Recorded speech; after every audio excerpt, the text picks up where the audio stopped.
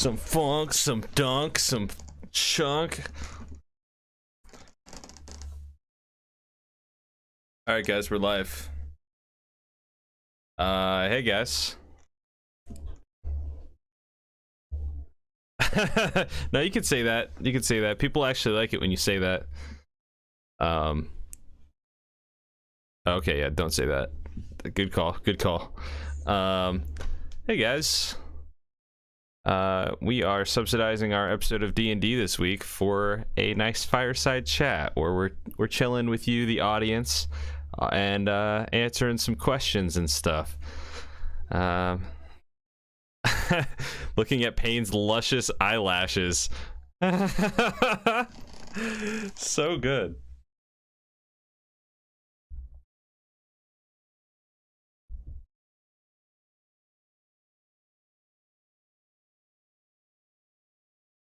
Uh-oh. Archic's here.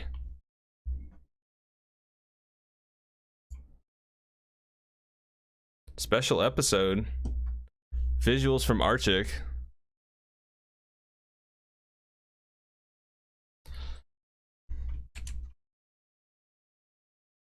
Well, go ahead and X out of my notes for tonight.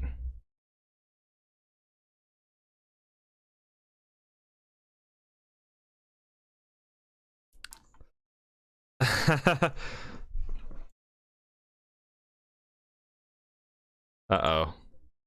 See?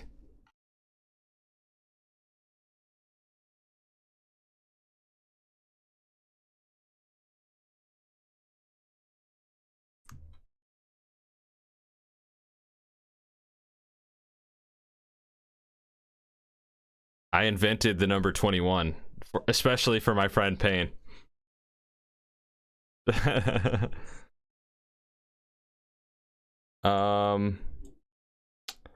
Well, maybe we should start by just like recapping what's been going on in the game over the past couple years that we've been playing, because it has been a couple years now, honestly.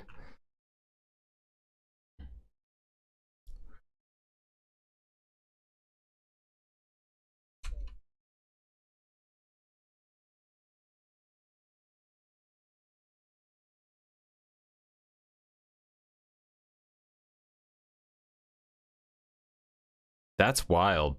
Yeah.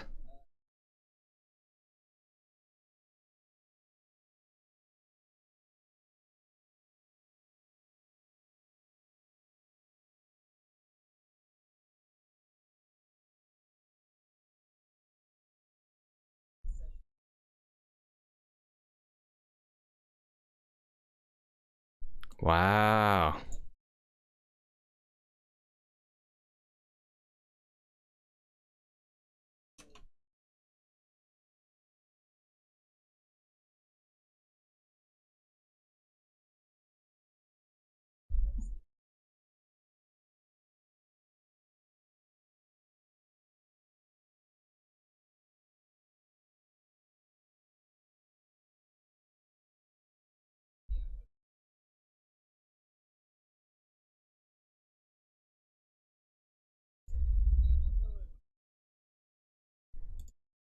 So this is all to say we've been playing for a really long time. Like this, yeah.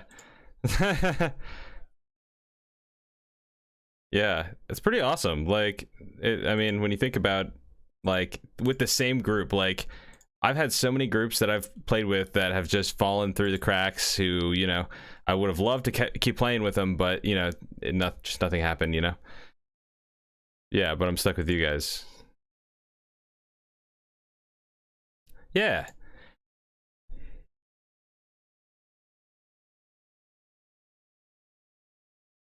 We keep it fresh, you know?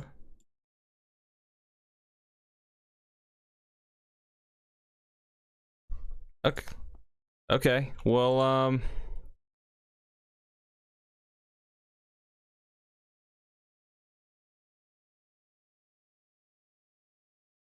I mean, yeah, Payne definitely has been, I would say, a huge reason why this has kept going. Like, Payne is the person who kind of plans the sessions every week and makes sure everybody is showing up and make sure everything's happening so that I can just worry about, you know, planning D&D and, you know, all the fun parts of doing D&D, which is really awesome. It's been making it go by super fast. But yeah, let's just give a quick little recap. Like, I've been trying to like kind of do like an elevator pitch for like what the Adventures of Hell's Dawn is, and if I had to like classify it in a certain way, I would say Hell's Dawn is a story about a boy named Shirui who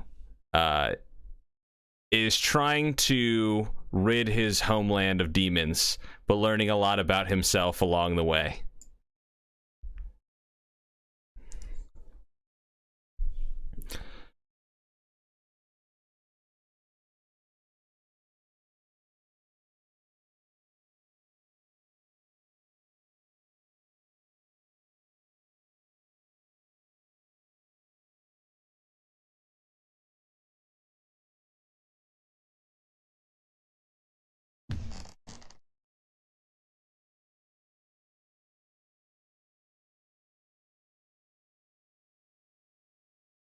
Yeah, you guys killed the the king of Crustacea.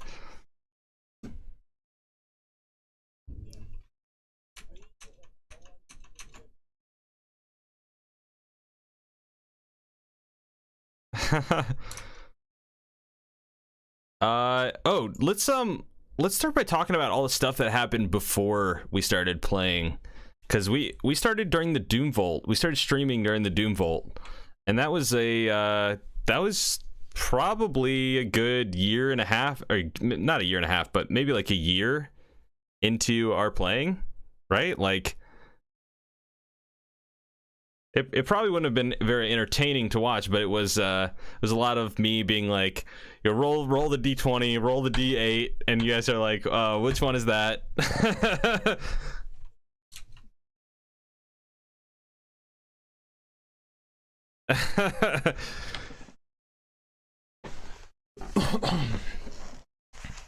yeah, that was one we got a lot. How do I attack?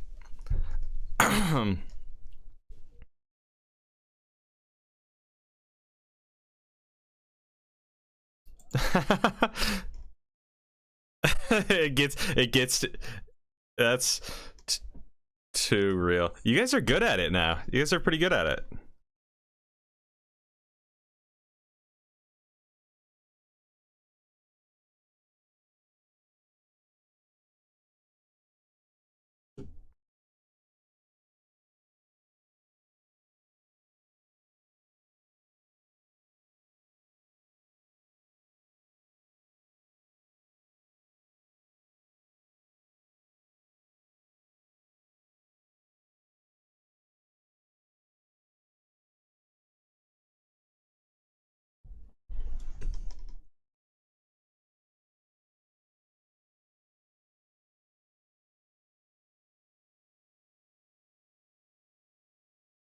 Oh,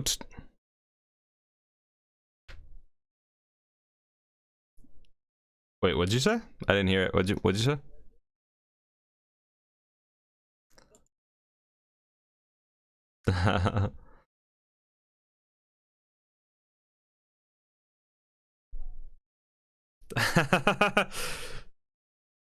Give us the popper.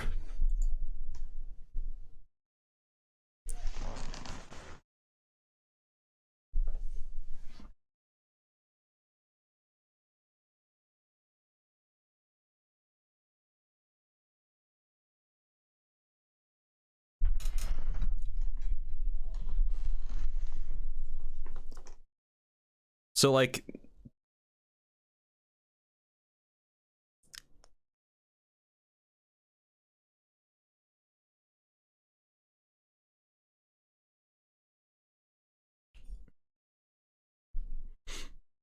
I've been there.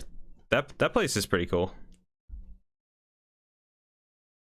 Anchor it on me. All right, let's talk about what happened before we'll go like to the beginning, basically, like when we started first session. Like,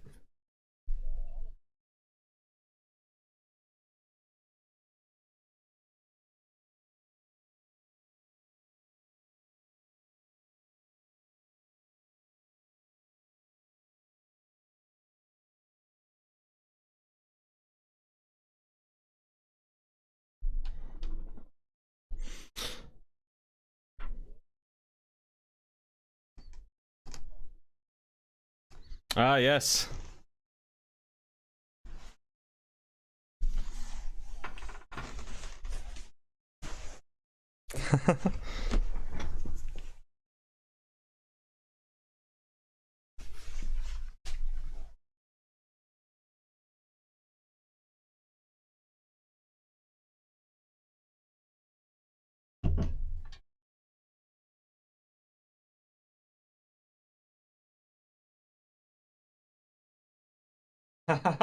Yeah, the bag of colding. You guys, so so this is just a little side note because I would love to. I don't want to give you guys too much information because I would still.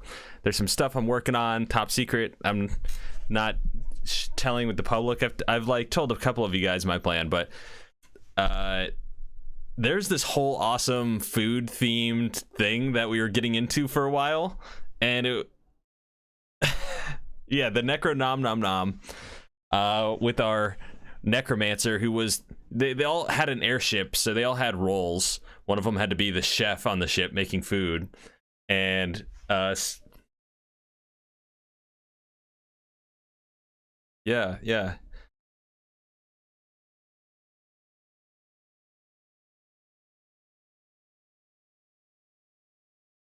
yeah.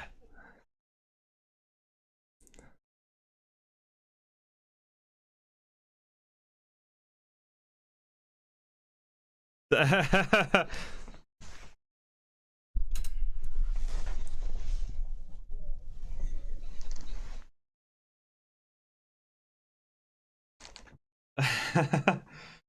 that was good. We're getting a little bit ahead of ourselves though, because because we have a lot of stuff that we're in on that the audience is not. So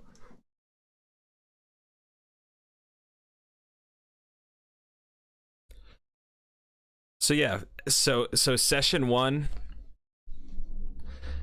Yeah, session one, you guys got word that basically there were people who were trying to steal something from the bank. They were trying to steal the money from the bank, and you got word. You got word from one of the local rulers that, yeah, the magistrate, that you would like kind of like pay. You would become like this bodyguards for them. And turns out that the information that he got was false, and that they were actually trying to steal something, a talisman from the emperor, like, or like from Kozui's like personal stash. So yeah, you guys had that whole session where you saw people, like you were in the bank with like the cart with all the money, and you like saw somebody, like you saw like ninjas running up on the rooftops, and it got real sus, and you guys chased after them, and eventually got to this main room where you kind of like this big zen, big like sand on the floor and the entire length of the room, and you guys had this big showdown with 4 or 5 of the members for the Scarlet Discipline. Yeah, they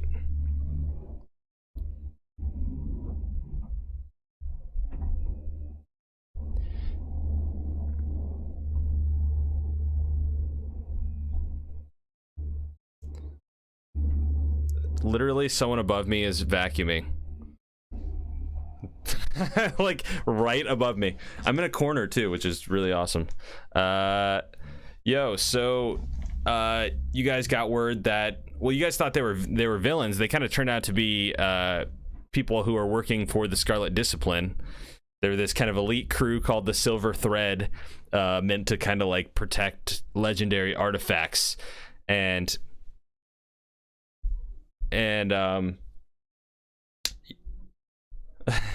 yeah, he works with them.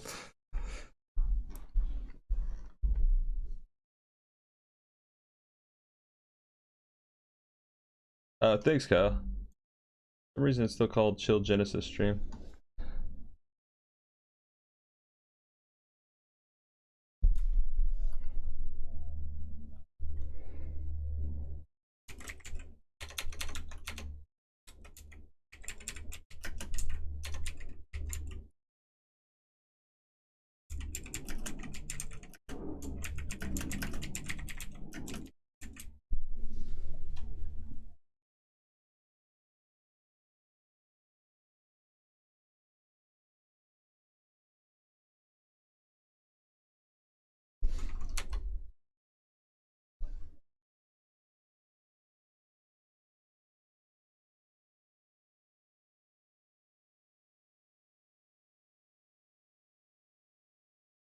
Dude, yeah, oh yeah. So there was this whole tournament that was going on there in town.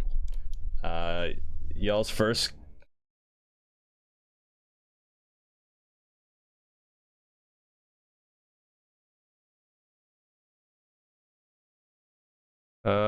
Wait. Weirdly enough, Kyle just said, "Heads up, we can't hear Pain on stream, and this stream is called Genesis Chill with Friends." Weird. Does somebody mind pulling up the stream and just double checking to see if we can hear Pain? Maybe I'll turn him up, like here. It would be weird that we couldn't just we wouldn't be able to hear just Pain.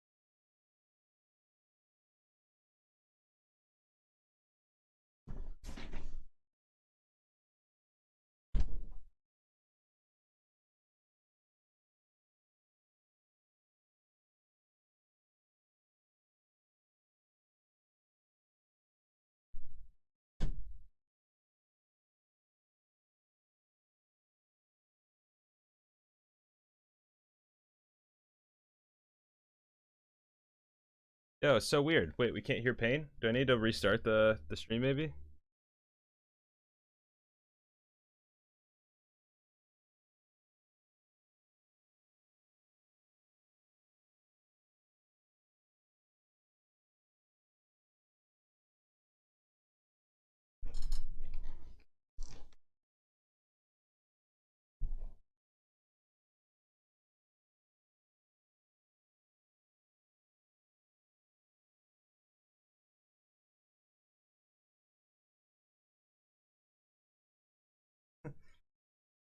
My face when Kyle says nobody can hear Pain.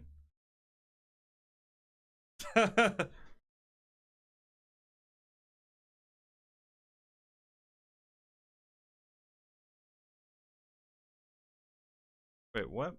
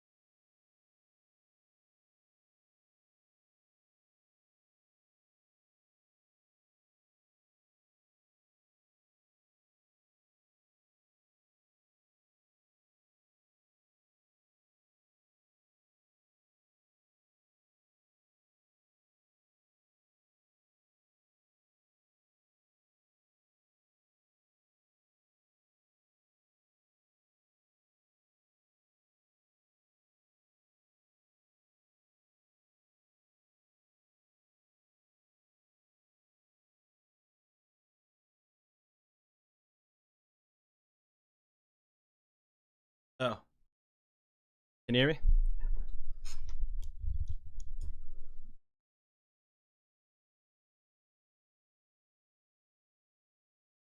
Oh, maybe it's they just can't hear my desktop sound.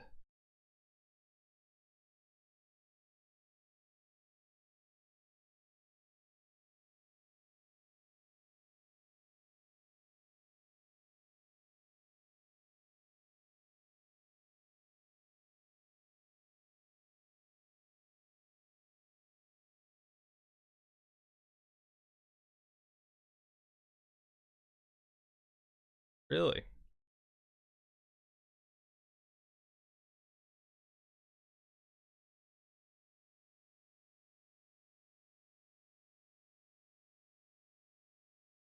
Dang, yo. Hold on one second. I'll figure this out.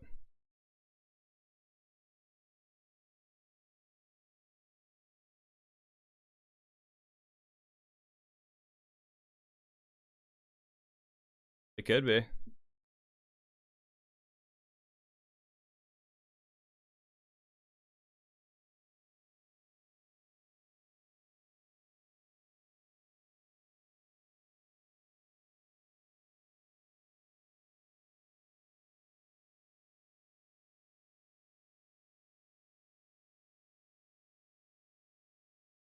Testing, testing. Everybody else talk. Okay. So what's weird is that I see the thing moving when you guys talk.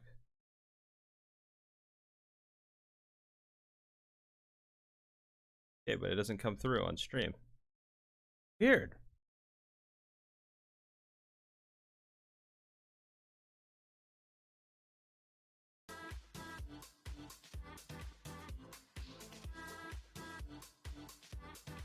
Maybe hold on. Well, if the snap filter is using the input to do like any, I can hear you on any it of the now. animations. I can hear Alex on it. Am I an audible person? Okay, I can hear myself now. I can hear Nathan. Are we back on? I don't know what happened, but yay! I fixed it. Woo! All right. Okay, I can hear myself now. Okay, so we heisted a bank, met Wally, fought in a tournament. So basically, we'll just have to re-explain what happened in episode 1, just to like, for all the viewers who couldn't hear us when we were talking about it. So basically, the episode 1 of the Adventures of Hell's Dawn, centered around Shirui Okami, and his kind of traveling companion Inryu. They were sent to clear a bathhouse of an evil spirit, very Spirited Away style, and in doing so, gained some kind of public favor. After hearing that, about local leaders hearing that, they needing bodies to guard for a potential what do you call it, heist. Basically, they got word that a legendary item, or not legendary, they got word that the bank in town was going to be heisted, and that they needed to post up and stop whoever was going to be doing that. Well, it turns out that in defending, they realized that the people who were trying to steal were not trying to steal from the bank. They were trying to steal from the local leader who hired them. So after chasing down... And the people who were trying to steal from the bank were the people who they hired to protect it. And the people who actually stole from the bank... Wait, is that what you just said? Yeah. Yeah, they ended up... It's the first time as a dungeon master I was kind of like, wait, hold on, guys. You're the... Wait, hold on. You're the hero... Wait, stop. You're the good guys. Stop stealing the money from the bank. But, yeah. So... But we didn't. You did steal it. You did. We didn't stop stealing. You stole as much as the bag of holding could hold, I'll say. Which was like 50 pounds worth of gold. It was pretty great. Yeah. We had to get ourselves our bag of holding, convince someone that we needed... I think we convinced the town guards that we needed a cart for some reason to protect a bank. The session involved the cart way too much, I remember. There's like, for some reason, we had to acquire this cart, and everybody was trying to get the cart. I don't understand. I don't remember why. I think it was important. I think it was our getaway vehicle, I guess. Getaway vehicle. It was crucial, obviously. Yeah. But yeah, that was episode 1. You guys had a showdown with the ninjas who were attempting to steal the rooster talisman from the local leaders. Did you... Payne like has his name. Payne like has all the notes from all the sessions, so he remembers all the NPCs' names. Even the ones that I don't. Kozui. Kozui was like the magistrate. Let's see. The local leader Kozui. who yeah. who- Saru was Saru. Ooh. somebody. that was the girl. That was the Good girl with the notes. pink hair who was one of the Okay. ninjas. It was kind of Okay. you guys got this backstory where like someone in town's like daughter was missing for quite a long time Dude, and I was fucking like, knew that was her daughter. but you like for some reason got like a really good insight check, and I like Yeah. and I like somebody read into something that was just like a weird plot point that like didn't really need to happen. It was like somebody got a really good insight check and found out that like this guy's It was sad because he's missing a family member. Yeah, It's and like, then we were like, we'll find your daughter for you. Oh my god. And then we did. She ran away and joined the cult. Or she was part of the thread, wasn't she? Yeah, yeah. The She silver is. thread. We should I go mean, back we're and kind tell of her. part of that cult. Oh, we got branded. Yeah, But yeah. but that's skipping ahead quite a bit. So that was with Crage still. That's in Yeah. my notes. So then the tournament and meeting Wally. Yeah, you guys had a tournament there in the city of Socksong, which was this kind of big city on the coast. You met Wally, who was fighting for a separate team, but you guys liked him so much you ended up talking to him for half the session. Yep. The next session was the actual tournament where you guys fought. I don't even remember what you fought, but it was hard. It was hard fought. It was like your first combat, or one of your first combats. Wasn't it I remember like it a taking a while. Chimera or I'm something? pretty sure it was a chimera. Oh yeah, it was. I a wrote it chimera. down. I wrote it down. The first fight, the first fight was something different, but the second fight was the chimera. Dude, That's right. Scorn always went for killing blows. I think I killed it. Or did Shiroi killed it? I think. Didn't actually. someone? I thought like We kept getting eaten back then. Shiroi- we kept getting eaten. yeah, and we we- cut our way out from. yeah, because there were a Oh. couple times that people got eaten and cut their way out. Wally fought with the dwarves. And they got like second, I think. Yeah. We Um, fought a giant frog the first fight. Yeah. And I got eaten, and part of my stuff got dissolved, and then I cut my way out, and then we used some shit to kill it, and then Dude, I remember that. second yeah. fight was against a chimera, which we beat, and we got 1,000 gold for. And I think Wally joined us for the second fight. no, No, he didn't. No, he didn't. I think he Oh, no, we joined ti- afterwards. We tied for first with Wally, earning us 1,000 gold minus our bet, which I guess we bet on ourselves to win. Yeah, you bet on yourselves. Uh, Dude, we made so much money back then. What happened? We like Yeah. forget to make money these days. We're businessmen. Hey man, it fades. We'll get there, but we gotta remember the shopping trips. Other Yeah, than I- that one time we immediately the found next like a session we had million shopping copper. Where did we find the like million copper pieces? The Doom Vault. Oh, okay. All right, so after you guys left Socksong, looking for more adventure, We were headed to Rancheri after the Magister told us there might be a. So we were just heading north. Gotcha, yeah. In search of a talisman eventually, ugh, big monster. but I feel like we were kind of just wandering a little were, bit in yeah. those days. Yeah, Oh, we you got were- on. we were exploring We the got game. on the cruise ship, didn't we? Dude, yeah, that was fun. That was. Oh nice. yeah, I forgot about the cruise. Yeah, hold on. Yeah, that that must came have been later. The after. cruise That was after. the cruise was that was after. after we met Sayametsu and the kids, though. Yeah. Correct. So we met. Oh, so and that's where we next- left Crage. We left. We headed towards. Or no, we Rancheri. left him the first time we met. Sorry, Wait, what's who his was? name? Who was Okay, left okay, on the hold boat on, then? hold on, I'm hold sorry, on, I'm sorry. hold on. Yeah, we're getting ahead of it. We're getting ahead. So we leave. We headed towards Rancheri. Wally joined us, and our cart's wheel broke along the way. We met Donovan and his kids along the way. Crage frightened the kids and traded, but Zahir and I were able to After dinner, I took first watch with Wally. We started out on our journey halfway to Capo. So Capo's where we met Orjeet, isn't it? Yeah. That's right. So we met and then we meet Saimetsu on the Saimetsu. way there. On the journey, we see an older man, white dreaded hair, Mr. Saimetsu.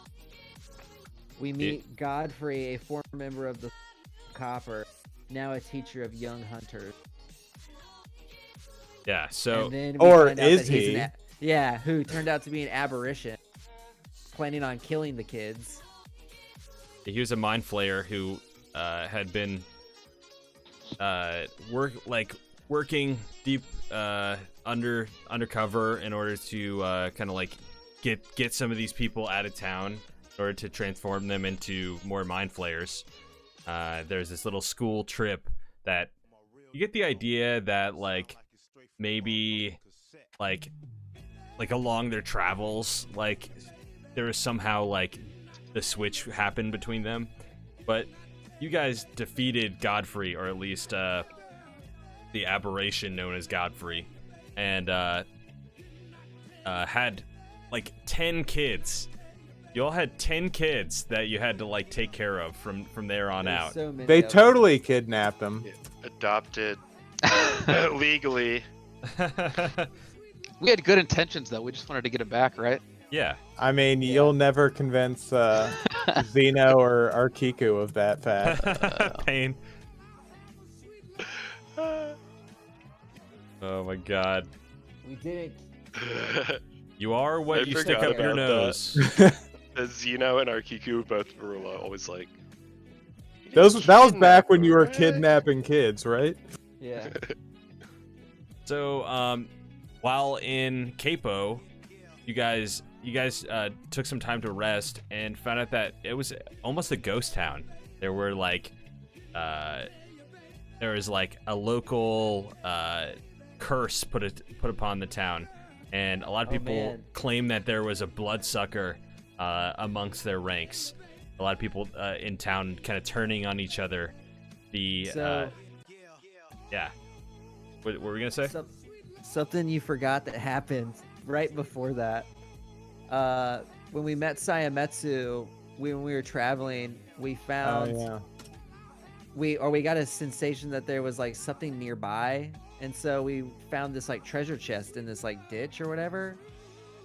And when everybody rushed to open it first, a fireball came out and like knocked everybody to the ground, except for Shirui. And then Shirui was like drawn to it and touched it, and then got possessed by a dodecahedron, which I think honestly was probably meant for Mr. Saimetsu in the very beginning. It was honestly anyone's game. It was like whoever touches it. But Yeah. But yeah, you had a run-in with your your mom. Yeah. She was trapped inside of this was the blade, right? No, I this think was it like- originally took like a dodecahedron when it was inside Yeah. of the. Yeah, when it was in the chest, it was a dodecahedron. But then after Shirui became like infused with it, he got a blade. That's right. He had all these visions of like water and like darkness Mm-hmm. and a giant eye. But I think you probably like, and then I got like you said I had like tattoos of like tentacles all over me. Yeah, there I was a think lot of stuff was, that like, I think. retcon. Yeah, there's a lot of stuff that we were like kind of as the game went on. I was like, all I right, used well, to feed my blood to my blade. The consume days. Yeah. Back when it was consumed. Let's see. So I'll say this next part as no, I can't do that because he looks like he's blackface on stream. I'll say it Why as not? this. It's the Grinch. I swear it's the Grinch. Then we start having our run-in with Orjeet Orjeet. Gopal, Yeah, Orjeet our Gopal first was your main villain. first main villain who you guys fought. It's a vampire who's very old, but took the form of a local doctor who had been torturing people and been taking people down into his lair. You guys, after like researching how to how to kill a vampire, and like searching for more clues. You dive deep down and you found little clues that this guy was a worshiper of Vecna, somebody who, a ancient wizard who attempted to become a god, basically. Saiyametsu was live all on about forever. that. So Saiyametsu, this like wizard in training, this wizard learning about what's going on, he becomes very much inspired by Orjit and Orjit's teachings of Vecna, or like the readings and like the symbols and stuff that he sees. You guys spend a night in Capo, and it's thundering and storming, and while you're there, you have this the vampire attacks. He forces you to turn on each other. That was after we had our first, I think it was like we'd finished killing him. You did. And then that night, he came back for more. Because we had that whole fight where we, you know, back in these days, every door we got to involved a discussion of whether or not we should knock. So we did that. And then I think we decided not to knock. And ended up like fighting him through, like, I think Moo, one of the kids who was with us at the time, like punched him through a wall. Like we were just kind of fighting through his catacombs. That was awesome. And then you guys were all on like pillars or like platforms floating in the air. And we like grabbed Moo and like jumped through the smoke from the hole and like ran up the wall and then like threw him down from the ceiling to like Texas smash him into infinity. Yeah, Moo definitely being the My Hero Academia, Midoriya tie-in. But that's awesome.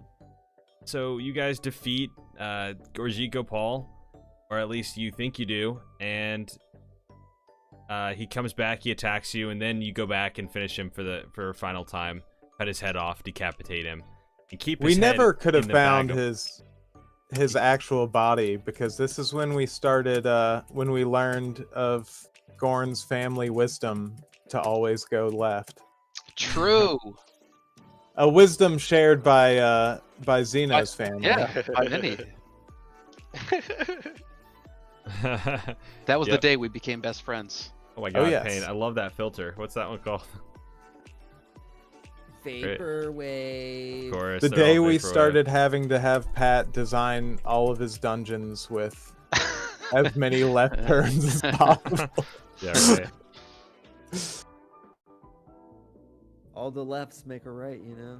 I mean, it took a right to get to Orjit's physical body. There's nothing we could do. Yeah. Well, I remember we killed him, like one moment we killed him and he turned into dust, and then somebody tried to inhale him. I believe that was Gotta be Crage. Saiyametsu. I think that was Crage, because this is right before gosh. Crage just because I think he wanted to be a vampire, and then he wanted to be a werewolf. and then he settled for werewolf, and we're skipping ahead, because when we're in the house getting attacked by vampire, we come to learn that the at least de facto mayor has Ismail. You find out the mayor of the town is a werewolf. Yeah. And that there's kind of like this ongoing war between werewolves and vampires, Twilight series, we've all seen it. But you guys offered, like, knowing this, you offered to help out, and you defeat Orjit for the final time with the help of Ishmael, and you do it at the top of the clock tower during a thunderstorm. It was very awesome. Wow. Yeah, it was sick. It was one of our cooler fights. Let's see. after that, what did we do? You guys, oh yeah, this was when Crage left. Crage being this kind of gnomish bard that was along for the journey for a little bit, and then he decided to not be in the group anymore. So his character just kind of got left behind. I think he got bit. Well, he did get bit by a vampire or by a werewolf, and then we just left him in the woods with our cart. We jumped on the cruise ship. Yeah, that's what I thought it was. We left him on that boat. Yeah. Or we left him on the In cart, the wagon. I think. We left him in the wagon, and we jumped on the Okay. cruise ship with all the kids: Moo, Karaya, Ross, Nilnon, Ulriel, and Kevnon. Wow. Those are names I have not heard in a long time. Well, But they're yes. mostly dead now, probably. But yeah, so you guys jumped on the ship, this kind of golden, this like amazingly gold dragon ship that's like a casino, basically like a moving casino. It's the world's first moving casino. Owned by Dimmadon. Yeah. And you fight off some harpies from the ship. You defend the ship, and the ship's captain allows you to stay as stowaways for the time being, because he's thankful. Arkiku, this is when you show up to the party. The ship kind of riding this river that's kind of flowing through the mountains that you've been kind of living in as a hermit. It was a very strange sight to see, and you noticed that they were in trouble. People were getting attacked by these bird creatures, and you were offered in and treated like a member of their family for the first time. Let's see what else after that. It was pretty monumental. You I guys- was We were recording looking for our the journey amulet so of the far. Tide. Good. Ar- Let's see Or it. Arkiku was looking for his It's the master's official amulet. documentation. Nice. Oh, this is good. I dig it. Alright, so that's official pre-Arkiku. So it's just kind of like a Now the prologue. real story starts. Prequel, I mean. Yeah. Prologue. So after Yeah, that, Got you there. guys, we have a whole episode where you guys are just traveling on the ship, and there's like a casino where you guys are doing casino games, and Oh there's yeah, we got fresh were digs. Yeah. got nice We're fly, clothes. looking fly as hell. My rat stole that beer from that guy. Oh god, we had the most like Cowboy Bebop-esque episode where like Brutus the rat was like running around stealing coins out of people's pockets while we were like also getting chased around, and like Oh, there's this amazing was scene where Arkiku's pet rat Brutus runs up a guy's leg and like causes like this big chaotic scene where basically like a woman like notices that the rat's on the guy's like shoulder and like hits him, and then causes like a bunch of poker chips to go flying, and everyone scrambles for him. It was just this awesome scene. Let's see. oh Bruce. What else? So after that, we got to the town. Wait, which town did we arrive to afterwards? Wasn't that? Or well, That was Jiangwei, the city of the ox. oh, that's the capital, right? Yes. And we were Home to the looking elegant That's for when mellow. we met. Marvin Dursk. The Yeah, blue we met him. tinted sweaty skin. Yes. The greedy fire apothecary. You were. And Why we did met you guys? Roar Pyre Scream for the first time. Why? What? I forget the motivation here. Like. The evening tide amulet. Arkiku Oh, master. yeah. Oh, that's right. That's that right. dude had sold. He had like I guess got it off somebody, and then I think he sold it.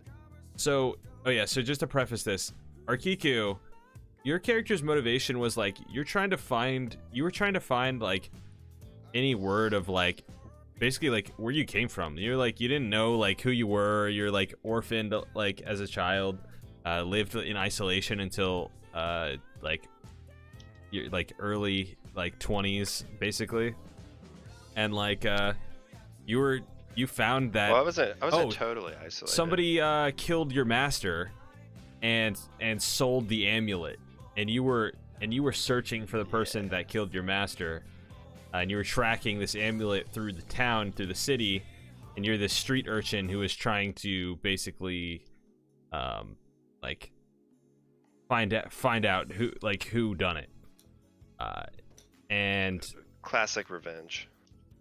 the party And then jumps we heard about Monsieur Sinclair. Because I'm trying to The remember, because Hellscreamer. we talked to Marvin twice. Marvin Dursk. There was the first initial speaking. And then we tracked him down at a cat house and beat the crap out of him when he had his pants down. No, that's the first time. The second time was when I went after him. Oh shit! Because so yeah, he's like oh go outside.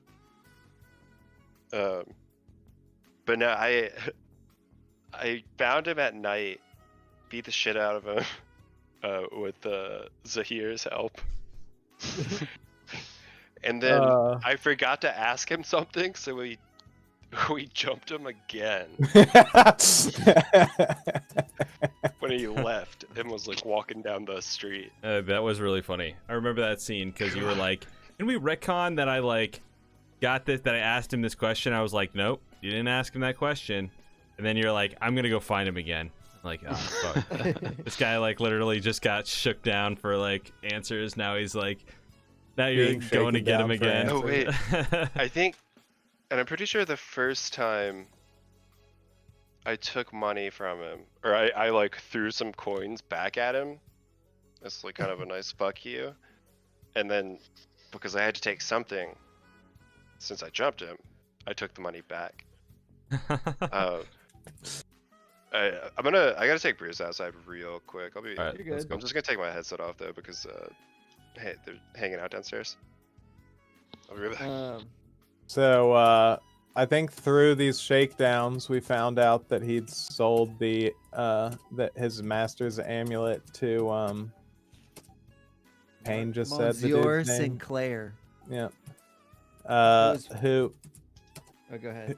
Who used Roar Pyre Scream to make a wasn't it a cat, like It a was a hell mechanized... screamer. It was like a mecha cat. Yeah. I Which remember, yeah. Dude, I forgot about that. Yeah, so they were using the amulet. Man, what were they using it for? I totally forgot. I think it was the energy system for that cat. Yeah. Oh, okay. It was its core. And Roar Pyre Scream, this little pixie dude, he's basically like a little blonde pixie with like jorts and a white t-shirt. He was being forced to work on this like this giant mechanized cat, which they were gonna do who knows what the fuck with. But this amulet was powering it. So before we got to it, there was the followers of we met the followers of Talos. Oh wait. Oh, that's right. Oh, holy shit! I totally Along forgot the about way. that. So, yeah. Sure, we in the middle of the night while everybody's asleep took first watch and then heard some screams. And instead of waking everybody, went off on his own, found a giant spider eating away, or like spinning them into his web. So he fought off the giant spider and I'm saved sorry, them. that cat face. And then brought them back to camp, and then told everybody what happened, and then they made food and tea for us. But then they turned out to actually be bad guys, and trying to like basically turn everybody or drop everybody to sleep, except half elves can't be charmed or put to sleep or something like that. So like I was able to.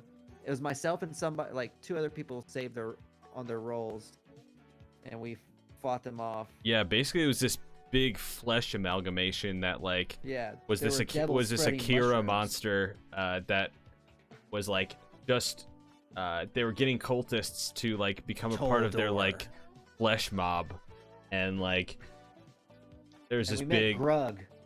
Ah, yeah, you met yes, an orc named Grug whose brothers had gone missing, and yes, he was after the cult of the Assembly of the Sinner. Yeah, man. Oh, that's where we got what would one day become Xeno's scythe as well. Yeah, and Sayametsu was frozen, and Scorn dropped him, and he broke his hand. Yo, my bad. Shattered his hand, and then we had to go back to Roar. After we beat the Hell Screamer, and then he made a hand and fixed the amulet. Or no, I think he made the hand but couldn't fix the amulet. Yes, that was it. And Zahir left. Yeah, Zahir left on, I guess, on the path back from the mountain in the fight with yes, Toldor. And Shiri met Bamu for the first time, and was given Koyu. Right. Yeah, you and then you met this. You met the spirit inside your sword, and like didn't really know too much about it, but you realized that there was something living inside your blade. Something named Bamu, which you would later come to find out. You would later come to find out that it was your mom. Mommy. Let's see. Mommy. So, damn, there's you. Payne, all your notes are like bringing back so many memories. It's awesome.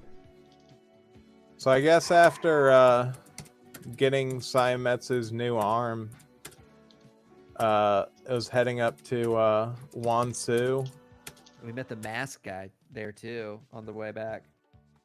Like the salesman? Yeah, the mask salesman. Oh yeah, didn't I remember that. We met him twice, didn't we? Yeah, we saw him. Didn't we meet him recently. somewhere else? We did. I can't remember where. Yeah, you saw him in the when you got back from the elemental plane of water. Yeah. Saw him again. Near Shirui's village. But yeah, let's see, what else? So that's when we met Xeno. And yes. Xeno fixed the amulet. And then we dropped the kids off. Or I think you stopped playing Zahir, and then this next session you played the NPC that they needed to go. You played the character that they needed to go see to be able to fix this amulet that got broken during the last session. So you guys came up to Xeno's cabin on a cliffside away from Wansu. Yeah, you lived like in Hermitage. And all the scholars and stuff they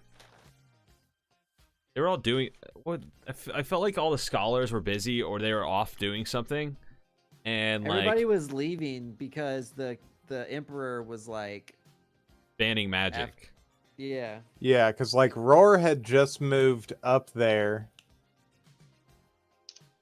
and then the capital wasn't safe for mages anymore. Yeah, and I think people were. There was also a dragon that was stealing people.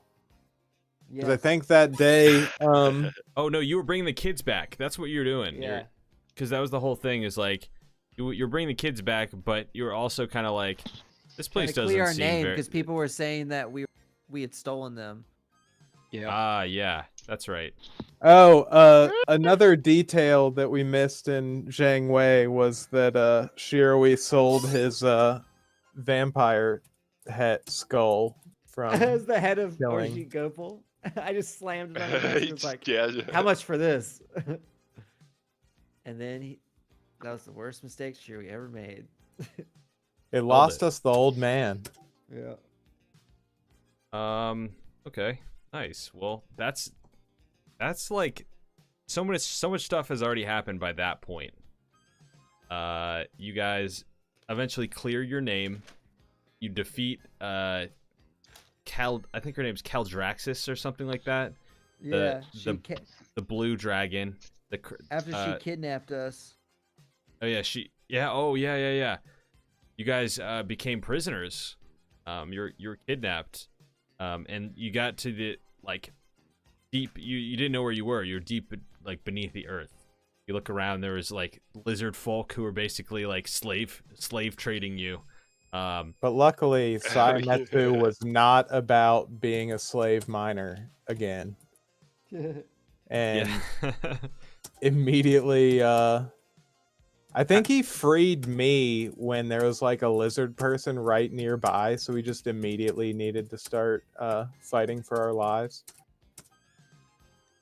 Yeah, so you guys are like fought your way to the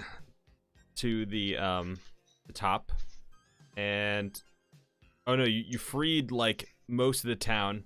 You defeated most of the overlords, kind of keeping people slaves, and knew that there. Oh, wasn't there there? What about the fire giant? I forgot. That was at Dragon Spear Island. I think we like. Well, so this all of it's on Dragon Spear. Yeah, but I think that was. She kidnapped. She like knocked us all out and took us back to Dragon Spear Island. I think we met the fire. He was in the forge. Yeah, he was. Yeah, in the forge. so that was like on our way out. I guess he was how we got the rest of the way to the surface. Was we escaped to where his forge was. And that's right. And then had a vision of his grandfather for the time, and then didn't Zeno like when did Zeno get turned to dust? It was right. So I think it was after we had made it out of the forge, and then there was the castle that we were about. I think we were taking the long rest. Oh, first there was that old dude that we tricked into believing Mr. Saimetsu was Mrs. Saimetsu, and led him on for a while. The groundskeeper. Yeah. Yeah. Arkiku. And then Arkiku found his dad, or his dad, in Jose, which one? It's the guy who you he wasn't your dad, and you knew he wasn't your dad, but you like he was a real piece of shit. Like I remember you him being like wanting to leave his family, basically. Like he was a drunk and he was trying to buddy up with you just because you were like you guys were the two tieflings at the party, but he was like clearly neglecting his family and kids, and like I don't know, was just like didn't really get the hint, and like you basically were like gonna kill him and then didn't last minute. I don't know. I remember, I'm pretty sure I burned like a 3rd level spell to summon a giant boa constrictor. Yeah. And get him to death. And then I think I was planning on cutting off one of his horns. I can't remember if I went through with it or if somebody talked me out of it. I think because I think. Go ahead. I think that was me with you, and then there was like Josh sitting next to me, like, "Oh my god!" After like you had clearly gotten us into a situation where Scorn, our lawful good, yeah, dude, was not present. Scorn tried to talk a lot of people out of a lot of things. Never really worked, but hey. Well, you tried. Beautiful soul, though. Hell's Dawn's just like a free spirit, you know? You just go with it. Yeah, man. Scorn was definitely like the voice of reason within the group, so when he left, a lot of things got kind of chaotic, and it was really interesting. I time wasn't in the there, party. So you guys defeated the 3 masters of Dragonspear Island. One of them being this giant, like 80-foot tall, like I don't even know how to describe it. It was like it was a fire giant, wasn't it? No, Or no, I think he's talking about the one that was. it was like almost the like floating. Because that was Yes. after we got back from the Oh, astral yeah. plane, though. So we No. killed Yeah. the first two, or well, we killed the dragon. We wished. Or, We- you killed the dragon. we- you wished had an the, airship. Yeah. So that like was when Xena after, met Grandeur. yeah, after we had made it out and were Oh my long God, resting in yeah. advance of our Dude, I totally in forgot about advance this. of like sieging the castle and destroying the third. We Xeno got Truth appeared before Xeno Truth and had him being- pull from the being deck your- of many things. Truth was your old patron that you got all your power from. He's the one that helped Xeno like pass school and like basically be successful in the academic career, like in his academic career. But ended up kind of throwing you under the bus because you are actually like plagiarizing other people's papers and stuff, and it ruined you within the community. Xeno, you had this interaction with Truth where he asked you to draw from the deck of many things, and like just kind of like trying to push your power, needing you to be this conduit to take on this power, and you failed. Your body got turned into dust, and you sat in the astral sea for like thousands of years or hundreds of years. I forget what it was. On But a yeah. shelf in a bottle. It was Well, more, I was floating for a while before I was on the shelf. it was like Blink's moments in time for Hell's Dawn as they jump into this portal to go rescue you. They are skimming. You find the ship skimming dust in the astral plane. It's a goblin raider ship that's like sifting dust into jars. You guys somehow get the word that your friend is on board or close by. And Xeno, you were actually able to move while dust in the bottle. So I think like Yeah. these things all together. Oh, you know what it Yeah, was? because I think I pushed myself off of the shelf so that I was just like a pile of dust to move around. Yes. And I think at this point Saimetsu was using some sort of like find object or find person or something like that, and was like was getting direct signs to where you were.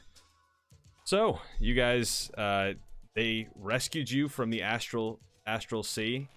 You made a pact with Grandeur. Yeah, you made a pact with To be your a new new deity. type of patron, the patron of magic, a dragon patron of magic and light. Grandeur.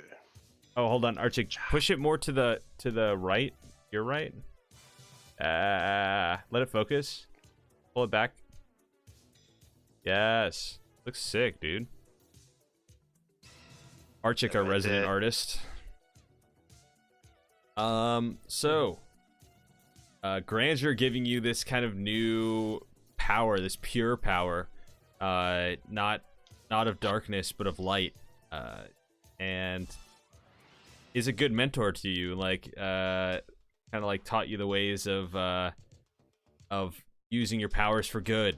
And I think this kind of marked a time in Xeno's life when he started like making better decisions. Yeah, pre-Grandeur, Xeno was mostly played as a ends justify the means. He gave you a wish too, and I believe you wished for an He gave airship. us 2 wishes. Yeah. Oh yeah, 2 wishes. One was to save the fire giant and to free him of his imprisonment.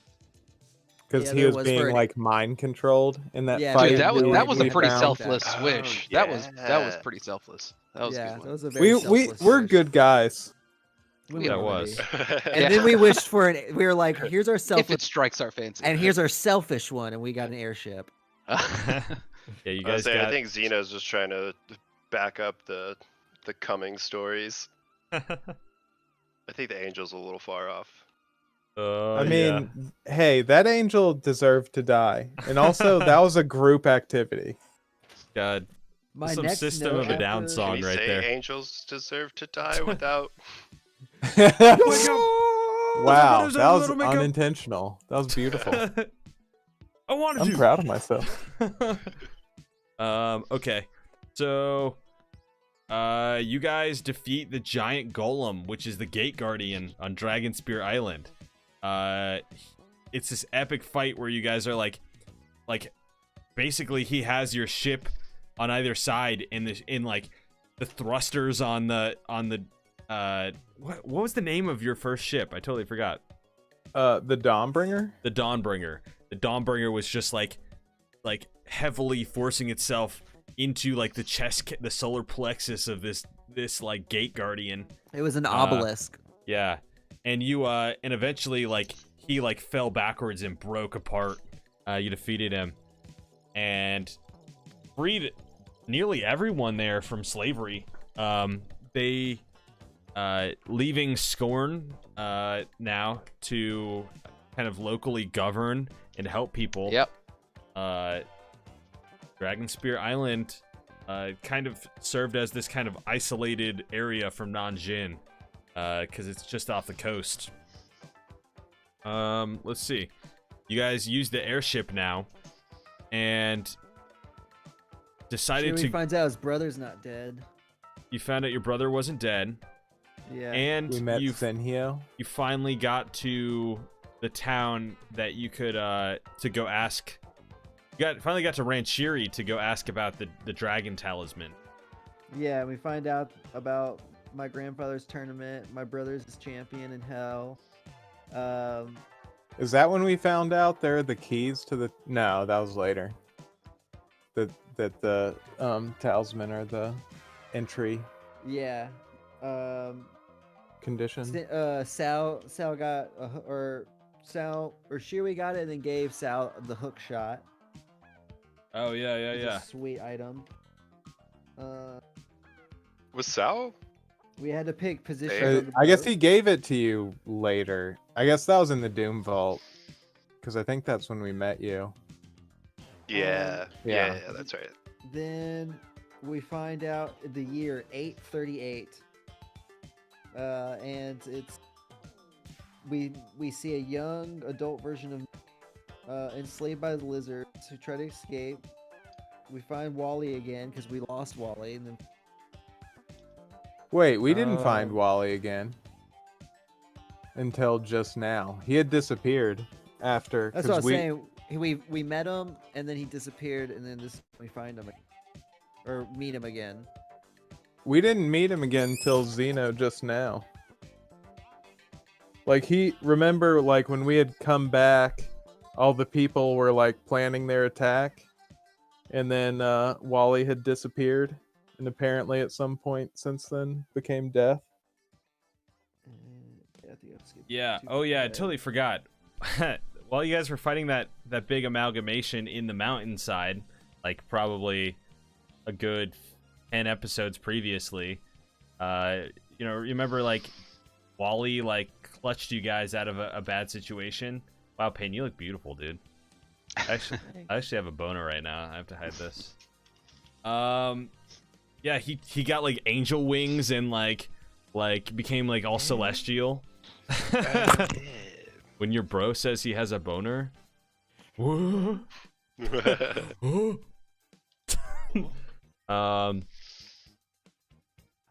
Let's see.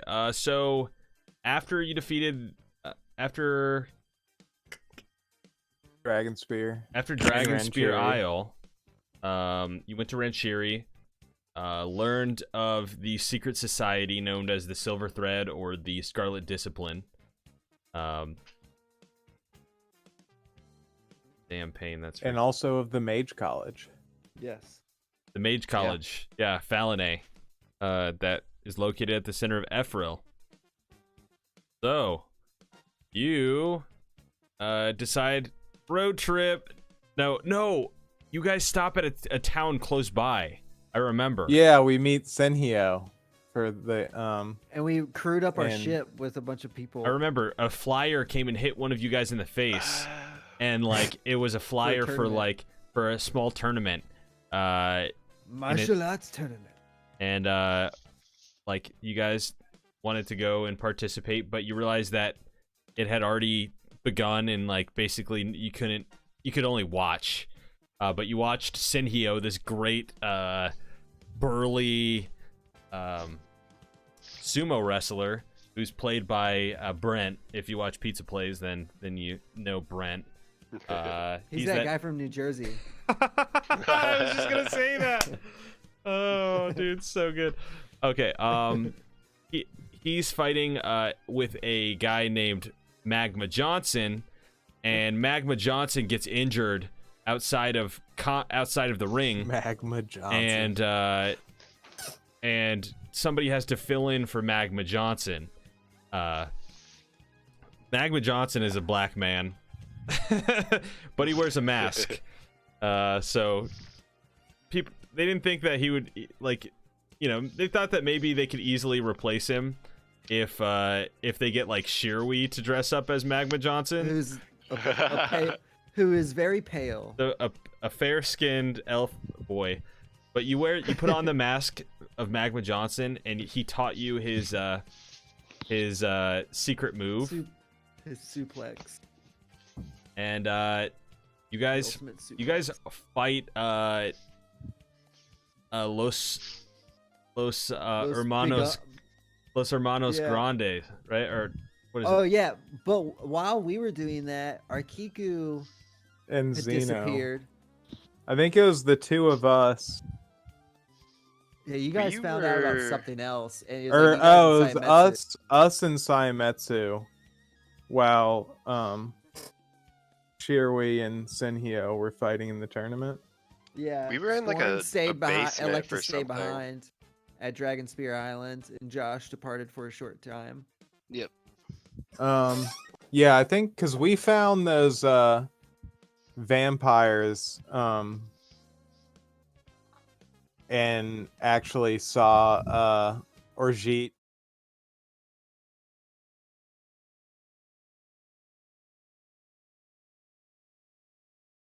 by using Arthur's angel blood. You guys Archer- panicked in some room and like started like killing some guy, and then blood started filling the room more, and you were like, "What do we do?"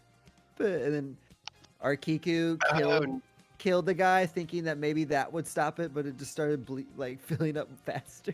And wasn't that No, Arthur? no. That's a No, that was during the different part. tournament because that was when we left. Yeah, because That I was think the room because that was when Orjit was getting the angel blood from Arthur. Because we found Arthur's daughter. Arthur was a celestial who had lost his mind and was one of our crew was on our- our ship. With You're the trying to fill out the creepy ranks of your squirrel. ship Yeah, with the Yes. dead squirrel. because the ship was really Oh. hard to maneuver on your own. So you got some of the people that you saved at Dragon Spear to be members of your ship. This included Doran. This included Arthur. Included a bunch of others. Man, the list goes on. Flames by the lake. Flames by the Lake. You knock knock. You had Didn't we have like a badass Wolf. tiefling chick? Yeah. Oh, and there was the giant who actually ended up running off with Scorn. And Doran's brother John. Oh, the yeah, the and world's then greatest sweeper.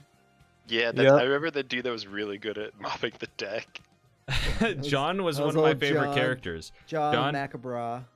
Yeah, John Macabra was a guy who they had hired to sweep the deck, and they just hired to be a guy on the ship, and they were asking him what he was good at. And he wasn't good at anything but sweeping, but damn was he good at sweeping. And he swept so good, Saimetsu like forced him to sweep overtime, and he sweeped himself to death. he would have swept himself to death, but his brother offered his brother stepped in and talked to the captain, who was Zeno at this point.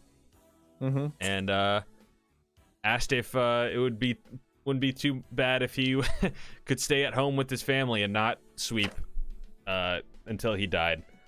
So then you guys left for the tournament, right? Yes. Because that was all back at the Dragon Spear Island or whatever. Mm-hmm. What? Yeah, because we were leaving. Or wait, I think There was I something feel like where... John might have traveled with us for a little bit. Hold on, there was a part Maybe where not. You might have Though. dropped we him were off. like under a... We were like in a basement or something. I thought it was in the sand, like the... I don't know, in my mind it's the sand area. Ranshiri. That was the It must have been, yeah. first sand place we went to. But wasn't there a part where we were chasing like 3... I think I attacked some people. So this was the last and moment then we chased saw. them through. This was the city. last moment we saw Arkiku. Was when Archik, you were chasing someone through the city, and you got cornered in a back alley, and it was like these like 3 wizards who were all like working for someone evil, and they basically froze you to the ground and stabbed you, and you died. And like originally what had happened was that very Deus Ex Machina, your little whelpling was able to help you out, but you ended up not playing Arkiku anymore, and I felt like it made the story better to kind of have that happen. So I do remember that, but like before I would even knew I like wasn't playing Arkiku because I was taking a break. That I remember attacking those dudes, thinking that like I had a chance, and then losing like a good 40 health to some freeze spell. It was like a ray of frost. yeah, they like all Kona colded you, I think. Yeah, and because I think I remember seeing the ship was above the city. Mm-hmm. So yes, Arthur was driving the ship, and you started freaking he out. stole it. Arthur was just And a then lovable everybody- idiot. Everyone hated Yeah. him, but he was like, he caused so much chaos and so much trouble that they like, eventually he like got sacrificed because part of becoming a lich is that you need angelic blood, and part of part of the I'm like, I don't want to say too much because stuff could still come up, but basically someone wanted to become a lich. They killed Arthur. And then you had your showdown in the ring with Big Arms. Yeah. I forgot his name. Hermanos Grande. Los Hermanos Grande. Dude with huge heavy set arms, big gorilla arms, and wore like a luchador mask. You had a crazy fight, and then demons started pouring like over like the railings and stuff. Turned out a bunch of the people ripped off their skins and revealed themselves to be demons. They and everything set ablaze. Yeah. And then this is kind of like marked as like when like Nanjing, the country that you guys all came from, it started to quite literally go up in flames. This kind of great purge. The whole place went to hell. The whole place really did go to hell. So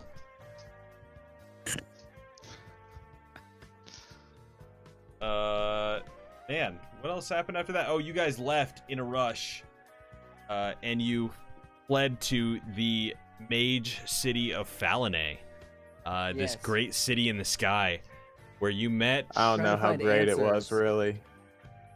Where you met Yitram, a young mage, looking to get in a little trouble. Well, Yeah, man. You forgot we crashed the. Or no, did we crash that? No, yeah. that was after. Okay. Yeah.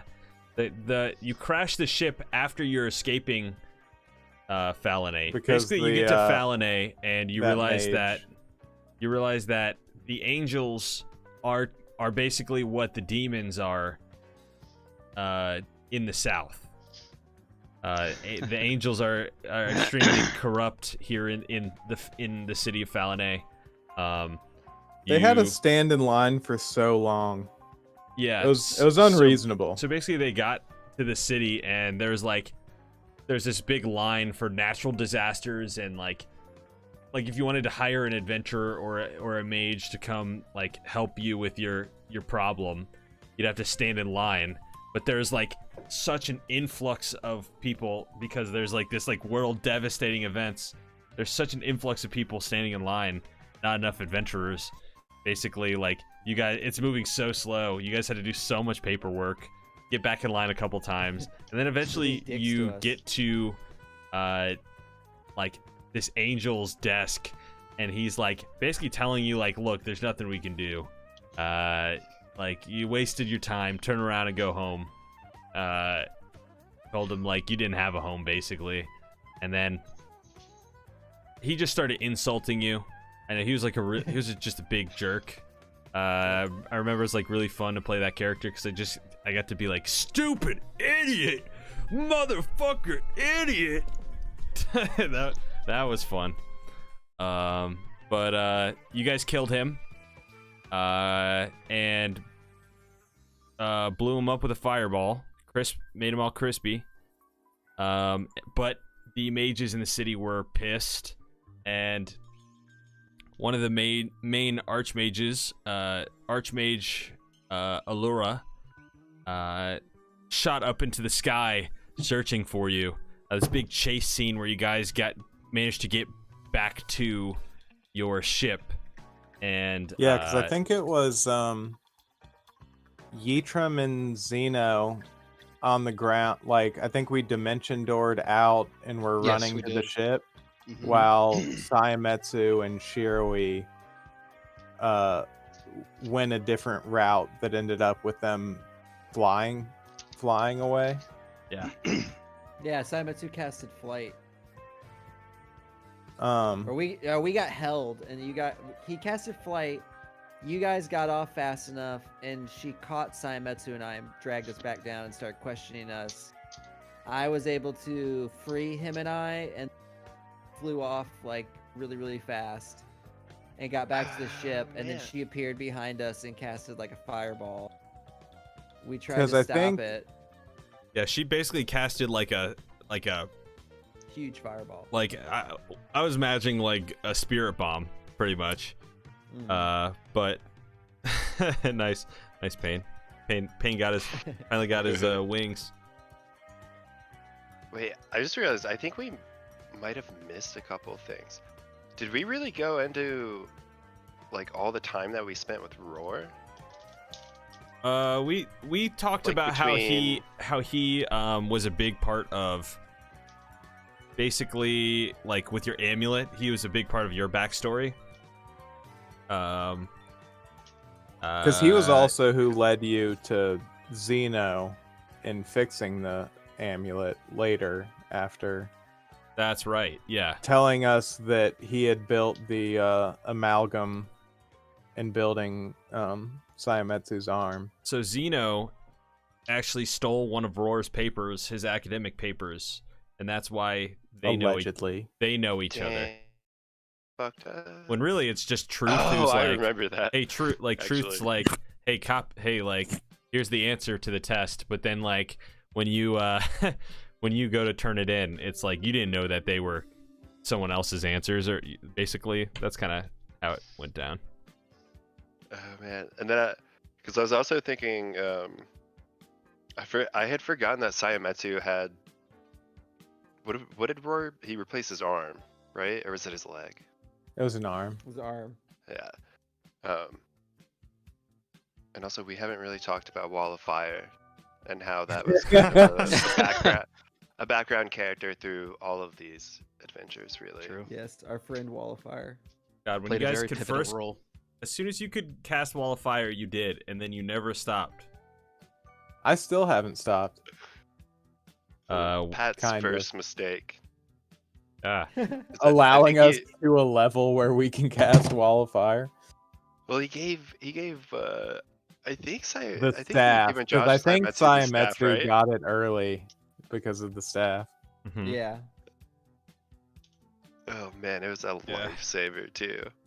So, And then we set city on fire. well, let's see what else. What else happened then? I guess from you there, guys- the you guys- shot from Oh, the mage. Oh, Allura summoned a spirit bomb, and it was able to, it like hit the ship, and did enough damage to where the ship was having a hard time staying afloat. And the ship started to go down in the middle of the Qatari desert. As you guys were traveling south, more and more south, Yep. you crash in the middle of the desert, and using some of the spare parts from your ship, Oh yeah, we rigged that little you surfer. make a little dune Yeah, buggy. sand speeder. Yeah. Yeah. Yeah. Yeah. That's a pretty good filter. So sand speeder, you guys sand speeder through the desert. I double nat 20'd. I had disadvantage, and I still got a fucking Pain. nat 20, and I will never forget it. That was incredible. Pain, don't move Double your mouth nat at all. 20! Just let it just like bounce Oh, there God. for a second. Dude, it's somehow worse when they're not out. I know, that's what I'm saying. It's like it's better when they're not out. He's got like Steve Buscemi eyes.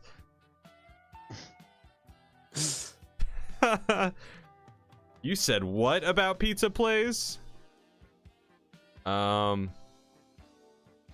so you guys traveled Money? to the small desert town of can't remember the name of it. Payne, what's your notes say?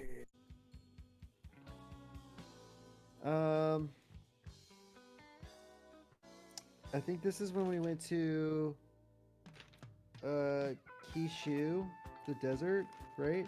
And we finally met the Scarlet Seal. No. I guess we met the Kishu is something else. Is it Kishu of is like the Qatar? wasteland. Israel. Yeah. Yeah, because while we were in the sand speeder, I think we met there was a Past the dwarf depraved a steps dwarf over the barren ocean. town, Yeah. Yeah. I and remember then talking to them. so they like fixed up our speeder to be less janky. Yeah, they helped you Yeah. out. Oh yeah, and I forgot a detail. This Wall and Ranchiri, you guys were you guys were given the name of somebody who you should seek for more information. The name Mhm. Yeah. Isael, Israel. who ooh, I really like that one. I like the box face too. Pretty good. Old box face, old Minecraft. Let's see what else. Okay, yeah. So you found out that Isael belongs to a secret society, or leads a secret society called the Scarlet Brotherhood, and they were helping people, or no, they were in like isolated far in the middle of the desert in this small little dusty town. Upon getting there, you meet Salizar LaGrange, right? At this point, I think we met him in the Doom Vault. I think We did. while we were there, we just Oh, met. that's right. I remember exactly how, but it's not quite. Oh, because you were following us for a while. yeah. Because that's when we went to we went to the cavern north of Ranchuri to go into the Doom Vault. Yes. Okay, so you met with And Moon Isael. told Chewie he had to learn about his heritage. You met with and she wasn't Isael, going to help him anymore. and she told you that her lover like basically has cut ties with her, and like she was not able to communicate with her spouse in some time, and was able to would be willing to trust you more and give you more information on the goings on of like the tournament and all that stuff if you were able to help her find out why her spouse was not able to respond. You seeking the spouse, you head northwards till you get to a lake of blood, and you have to do the opening rituals to get inside the. Oh no, you let's see. You go to the bottom of the lake of blood, and there's this whole trial system where you had to fight to get the name of the Bulamanzi, right? Mm-hmm. You had to fight. You had to fight to get the name of the Sphinx, to which you would then be able to quail his like desire to hurt and to feel pain, and you're able to help him. He was being corrupted by the Doom Vault, that which he guarded, and gave a legendary staff to our good friend Ytram. Oh yes, my my Botan staff. I remember that. My gun staff. Hell So let's see. After that, Chewie learns about his sister. You, for some reason, decided to go into the Doom Vault. I think Saimetsu was really pushing you guys to go into the Doom Vault. He wanted to go. Saimetsu, who is played by Josh, who's no longer adventuring with us. His character is this old necromancer who's been adventuring with them since almost the very beginning. He, like, wanting to learn more about Vecna and the red mages of Thay, decide to like convince the party to go into the Doom Vault, and they fight through most of the Doom Vault, if not all of it. I mean, there's like, I'll say you didn't fight through all of it because there's like 85% of the stuff you didn't get through, but we're starting to get caught up to the moments that we have on stream, which is really cool. You guys get inside the Doom Vault, and while inside, you meet somebody who's been tailing you for quite a long time. Payne, that is the best one. Hold on, go back. Payne the Frog Boy. Oh my god, dude, it's uncanny. Holy shit. Oh my god, you open your door at 3 a.m. You see Payne looking like that in front of his computer. What do you do? Give up. Yeah, give up. Yeah, just give up on life. There's nothing to do. I spread my legs. Yeah, that's what I'm giving up. Oh god. So you noticed that somebody had been tailing you guys for quite a long time, wearing a cloak that matches, that looks like stone, and carrying a rifle that seems to heal. You meet Salizar LaGrange, and Archik, what do you remember about like meeting the crew with your new character? You're gone for a little while up to this point. Yeah, and I remember because it was weird because there were some times where I forgot that I was there. I didn't have my character finished, so I wasn't playing, but I was listening. But I remember meeting them, I think, because I was staying hidden, and I think there was a point where I was up above them, and I think you were trying to like I think we cast just a Wall gentle of Fire. nudge. I think somebody was. What happened? Oh, I think somebody we cast failed a something that perception affect- check or something. Because I was hanging on a chandelier, and I think they just failed to notice me. No, I remember Or now. didn't. When you enter the Doom Vault, literally the first thing it says is that there's like an invisible demon on the chandelier above you. There's a closet. So I was having somebody roll to see the demon, and they ended up seeing you as well.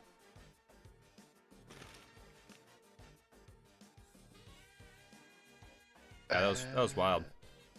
But I don't think. I think they saw me, but like didn't notice me or something. Because I feel like like I didn't meet them at that point. I think we went to the next room. Because I thought I was above them at some point, and they cast a wall of flame, classic, and I was above it, so I like had to. I think I had to roll to not. I feel like I thought I had to do something there. But... One of the many questions I got about Wall of Flame. How high does the Wall of Flame go? Yes. Super high. I mean, I don't even know why you're talking shit, because you just gave me a Wall of Water robe. God. I was But I don't even think I was I've like, I'm gonna actually give you used the for that opposite yet. thing. Cool. So you guys got in the Doom Vault, and this is kind of where it just started being like, you guys weren't able to leave the Doom Vault. This was like a fight to get out. To just like a Saimatsu arc that kind of never ended up happening. I think it sort of was. I mean, basically. I mean, because there was a lot of like discussions with Saimatsu as you got to get the team, and especially the two of us whose patrons had specifically told us not to trust Saimatsu. That's right. Yeah. People were just telling you not to trust Saimatsu. And Shirui had seen his master again, and his master had told him not to trust Holy shit, him. I totally forgot about that. Yeah, and we met Lincoln. Oh my god. Oh yeah, we did pass by our Lincoln. And Hell's then Pond this is was when Orjeet came back. Orjeet was traveling with us on our airship, initially unknown to us, and then later Saimatsu introduced him to us as Mrs. Saimatsu. Yeah. Was the Shirui was a like 9-year-old in the Doom Vault, right? Yeah. He turned into a 9-year-old because we met Dobulamanzi, and Dobulamanzi reverted Shirui's life, reverted Saimatsu because Saimatsu was a young man, and Zeno, Or like middle-aged. and then Shirui opted to stay young so that Zeno could become older again. And Saimatsu didn't want to age at all. And then we entered the Doom because he said if we did what he wanted, he would revert us back to our ages. I mean, the young, confident, Shirui terrifying. He was like a rabid little wolf. I remember there was one time where like we ran into a bunch of guards, and like Shirui just like decapitated one of them as like a. I loved meeting Shirui as a 5, like, cause that was Sal's first experience with him. Like because I didn't know you as an adult, a 19-year-old. Yeah. You just knew him as the kind of kid who would pee into a pool with a kraken in it. Yeah, he dropped trout completely and like pulled up his shirt.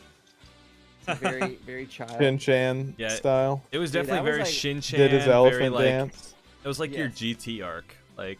Yeah, it was. And then and then the Kraken came out of the water and like picked me up by my feet and was like whipping it like half naked around in the air. God, dude, that was for a Doom Vault. That was like such an enjoyable time for the crew. Like it was a good family vacation. Yeah. A good family vacay, man, for sure. It was. We even had those nice huts, didn't we? Simon's had those huts in there Yes. for some Yeah. couple Yeah, nights portable rest. hut. Yeah. That's how you guys were staying safe from trolls and stuff. Yeah. Yeah, that was great. Yeah, That was man. those were really fun. So that catches us up to the videos pretty much. Well, yeah, pretty much. There's a couple things. Yeah, so just NPCs, I guess. Let's see. Lincoln, you guys met Lincoln in the city of Falane. He joined you guys. He became he's like an emo kid that kind of became really close He's to a stepdad. Sayametsu. Gave Sayametsu illegal pornos and cigarettes and his box of necromancy books that were banned in the city. Yeah. Him and Saimetsu became buddies really quick, and then Orjit came back, their first villain, and he was he's a good guy. He was a vampire, but he was he had a real big personality change where he became this goofy, silly character, and they kept him around for a little while, and then let's see, he stayed back in the city with Roar and with Doran, brother of John the Sweeper, and the rest of the party went to the Doom Vault. That kind of gets us all squared up there. Okay. Now the Doom Vault, you guys were, whilst in the Doom Vault, you found Elvesh, who was this old soul, and you rescued him from imprisonment, and found the final phylactery chambers of. There's so many names. There's so many names in the Doom Vault, but the legendary Lich who was been running the Doom Vault. You guys were able. Yeah. I don't really remember this stuff too much because the Doom Vault is just a module that I borrowed from. So there's some things that I don't remember too much, but let's see. Saimetsu learned a lot about necromancy and becoming a lich. In this time, you fought against a lot of demons who were being imprisoned, and you even freed some of them in order to cause some chaos in the Doom Vault. And the kindred spirit. Yeah, you saved Elvesh. Yeah. You saved Elvesh and defeated the necromancer, some of the red wizard leaders, and let's see, you got out of the Doom Vault. That's that. Yeah. Easy peasy. Whoop whoop. Haruvar, yeah. Let's see. Let's just keep going until we get to the divide. Okay. After the Doom Vault, you guys had a choice of which portal to jump into, red, black, or blue. You jumped into the blue one, brought you to the elemental plane of water, where yes. What would the black plane have taken us to? probably the Shadowfell. That was my idea there. The black portal. I was kind of curious. Red was probably elemental plane of fire. That was kind of my idea there. That would have been crazy. But Yeah, I kind of figured that one. But let's see. For some reason, you guys wanted to go see the fire giant, who you convinced yourself was in the elemental plane of fire. Well, no, we wanted to go to the fire plane because Elvesh is you had a flame elemental that was following you. That's right. Oh yeah, and there was a weapon there that was one of the vestiges of Divergence, yeah. Divergence, yeah, and it was belonged to Elvesh, and he lost. It was in the plane, the fire plane is what he thought. Did we want the giant to forge anything? Maybe I don't I even mean, know where he is. I don't know if anything's specific, but I'm sure the answer to that question is yes. Fair. Let's I mean, see. Boss Trying to level think. Smith. Elemental plane of water. You guys went to. Man, this 'Cause like didn't even happen that There's Lou. far ago. Yeah, you Yeah, this wasn't too long ago. found Lou, met Lou. Oh yeah, you met that dwarf who got like. He gave you Oh, some, he got wrapped some up in seaweed, some wrong shit right there. and then he got wrapped up That in dude. some wrong stuff, and you guys Yeah. like we're trying to help him. Because we're good guys deep down. Yeah, deep down. God, I'm having such a hard time remembering elemental plane of water stuff. You Tried to help the queen. tried to help the queen. You went to the and queen's. The king, and the king. You went to the. You We went to met their. Jeffrey. You went to their wedding, but the queen got like kidnapped, Yeah. and then we met and- consensus. you met the consensus. I think we were really helping the king because we were going to be imprisoned. Yeah. Like, because I remember, like, talking with the king and just trying, like, basically, we sort of offered ourselves up because otherwise we were going to be going to some prison. Yeah. Because we Water were prison. stirring things up and making powerful enemies, trying to help a random NPC. A dwarf. That makes sense. Let's see. So you went to go try and find the queen, using this Lou's pirate ship, great old Blackfin, and the king is with you guys, and like this kind Did of he ends leave? Okay. Sorry. it's all good. This kind of ends up being like a fool's journey. The king and the queen having disagreements. The queen decided to like make her grand escape alone, and tried to make it look like she was kidnapped. But whilst the king was out, the city became under siege from Crustacea, and a once allied nation. Crustacea attacked under the leader Lombardi King Crablegs. You guys defeated Lombardi. Wow, that is a good one. Cheeto, I love him. I want to also be a Cheeto.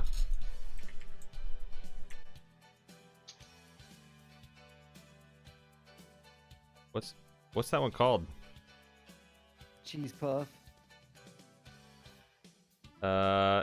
So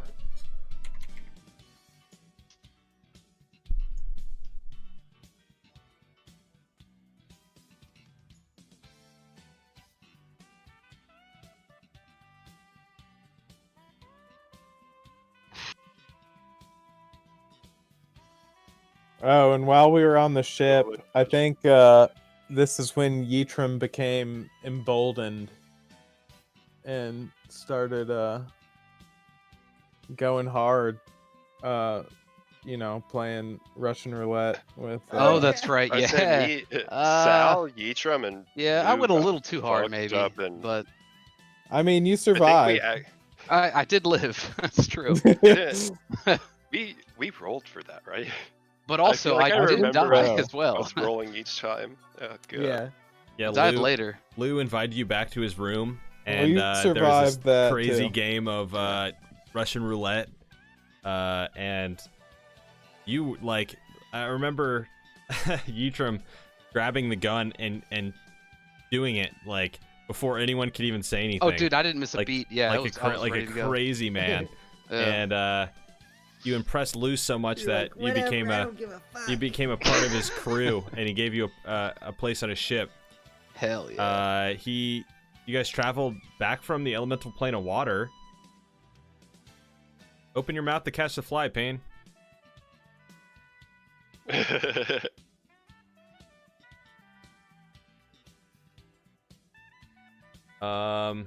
So let's see.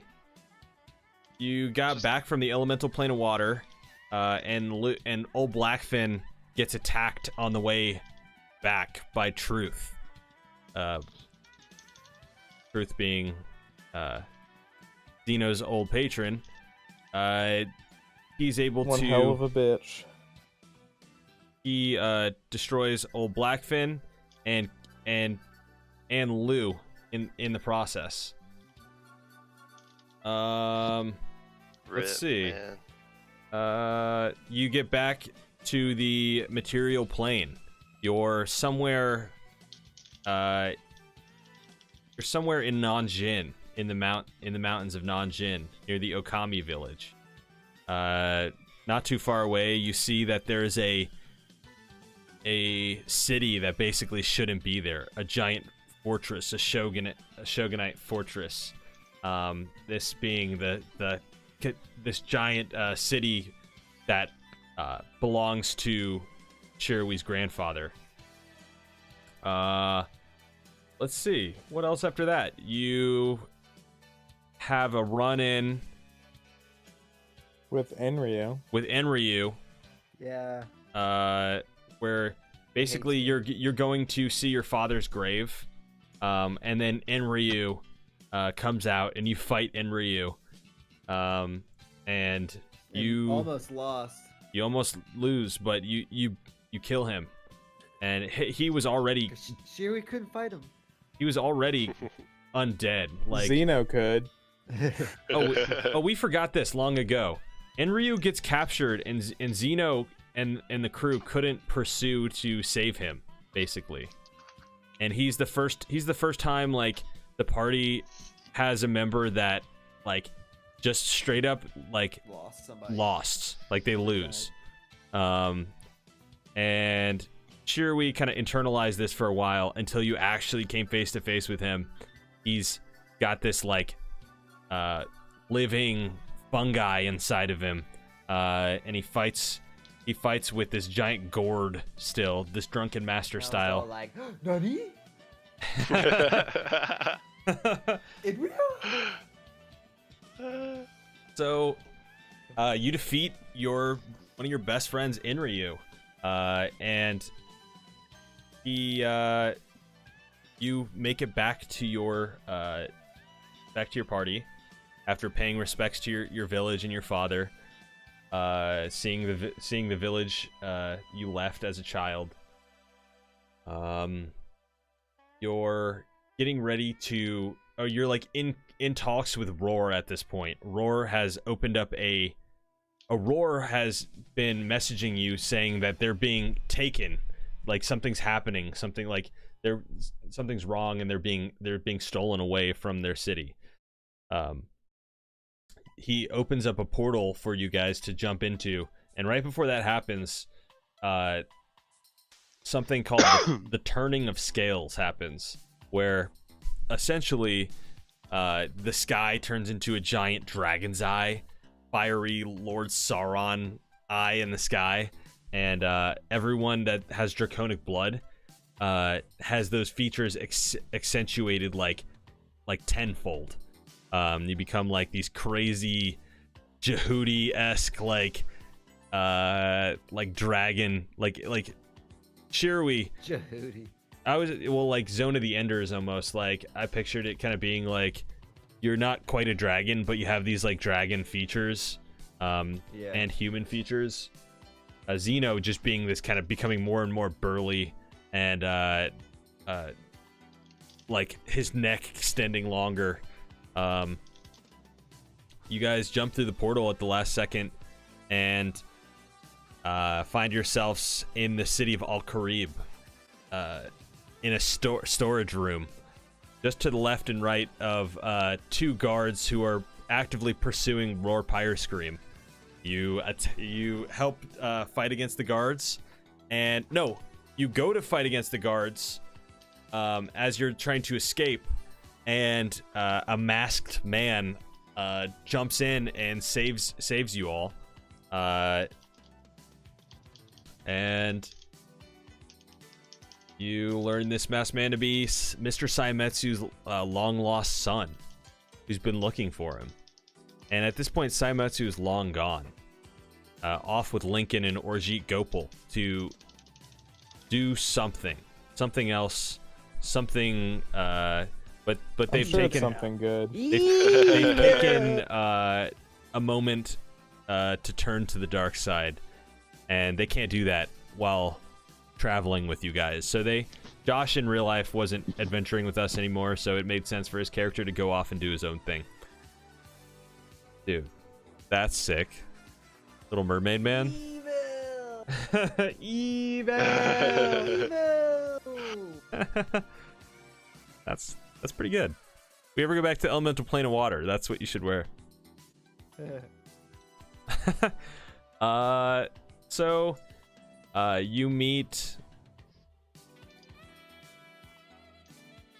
Help me out with the name of this lady. I forget her name. Audrin, right? Yeah. Okay, you meet Audrin, this nice old blind lady who they find out was trying to get them to come and stay with her at her palace in Al-Karib, and had heard that they are traveling and part of the guild Hell's Dawn. Audrin is the person who, previous to Zeno, Granger, Zeno's now patron, has essentially had one other person before him that he had given magic to personally, and it was Audrin. Audrin had eventually renounced the power. Payne is doing a T-pose in the background. Oh my.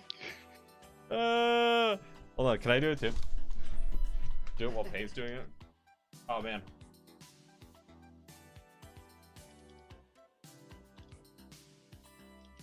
Nice double T-pose. Hell yeah. Look at that. Okay. Payne's still fucking going. Alright. He's laughing in the background.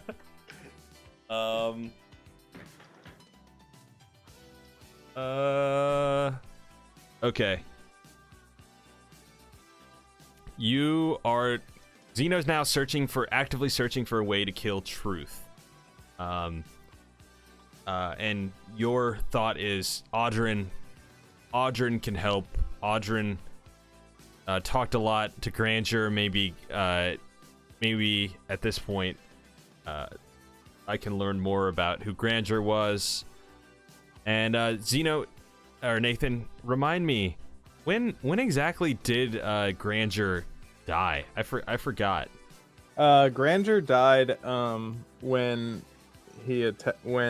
Truth attacked the ship Blackfin when we were getting out of that's what I thought, but I also thought I forgot wow, that's a lot of stuff that happened. Yeah, we've been glossing over. How did he die?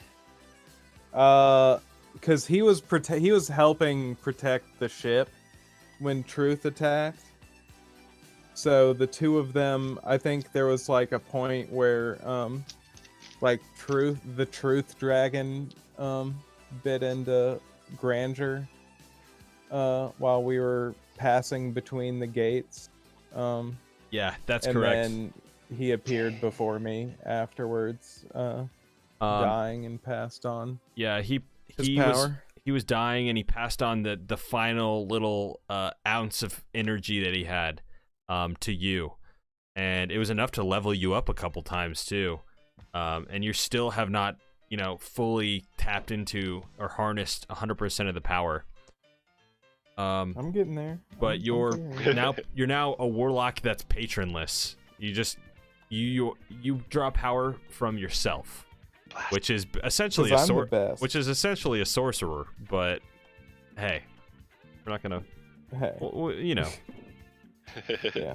Things are a little bit fluid in the D&D verse. Well, he is the result of some sort of humanoid creature having sex with a dragon. That's actually true. somewhere down the line. Somewhere. So That's let's cool. see. You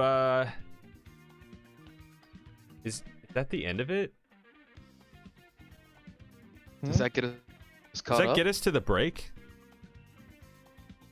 We because- split up. Yeah, because she was Xeno- building. Audrin tells Xeno Yeah, that 'cause she's she building- needs 3 months to learn how to kill the kill Truth. Yeah. Which- Dang. Yeah. So that's Hell's Pawn. Yeatram's college days. My yeah. oh man, so many. Can we talk Sal, about Yeatram's college days for amazing? Dude, Yeatram's Wild It was Ride. pretty good. And like, Yeah, dude. That was a blast. I just love Yeatram as a character still. Like, Yeah, I do too. Yeah. I really. The I'm idea I'm excited that- to play him again. we just like That was met this also random- Greg the Immortal Warrior. Yeah. Was that art? Yeah, dude. Getting to, Best like, wish ever. going to just, like, walking around this campus randomly and like meet this kid, trick him into working for us as like a summer internship, barely pay him, work him half a death. Like he died. Wait, when did and we you brought pay him him? back? Yeah. We gave him money where's my eventually. favorite? I got a little bit. I think I got Wait. like 400 gold or something. Wait, That doesn't sound like us. that was a loan. That was a loan. He died. And we Oh, it brought him was. back Oh, to okay, life. okay. Yeah, And man. then- Consensus, my boy. Dude, it's just Yeah, so we funny. pay you in life. Then Hell, he goes true, back home true. to Good find life out his mom experience. has like moved out because his dad lost his job. Dude, my poor dad. Oh my god. I Oh, tried man. to help him But out. at least you're. And But then you're at least failing you're doing and about your to get kicked out of schooling. school. Yeah, but and then His then you're one failing one school. saving grace was that at least he's sending you on to a better life, Yeah. putting you Yeah. through school. Thanks, Dad. Thanks, and Dad. then he skips a whole semester of his classes. Yeah. Yeah. It was worth it though. It was totally worth it. Dude, yeah. And you I mean, find that out your real room- world Your experience, you roommate just messed can't Dear beat it. God, Pain. That's the worst thing ever. That's Dobby is free! I'm free now, sis.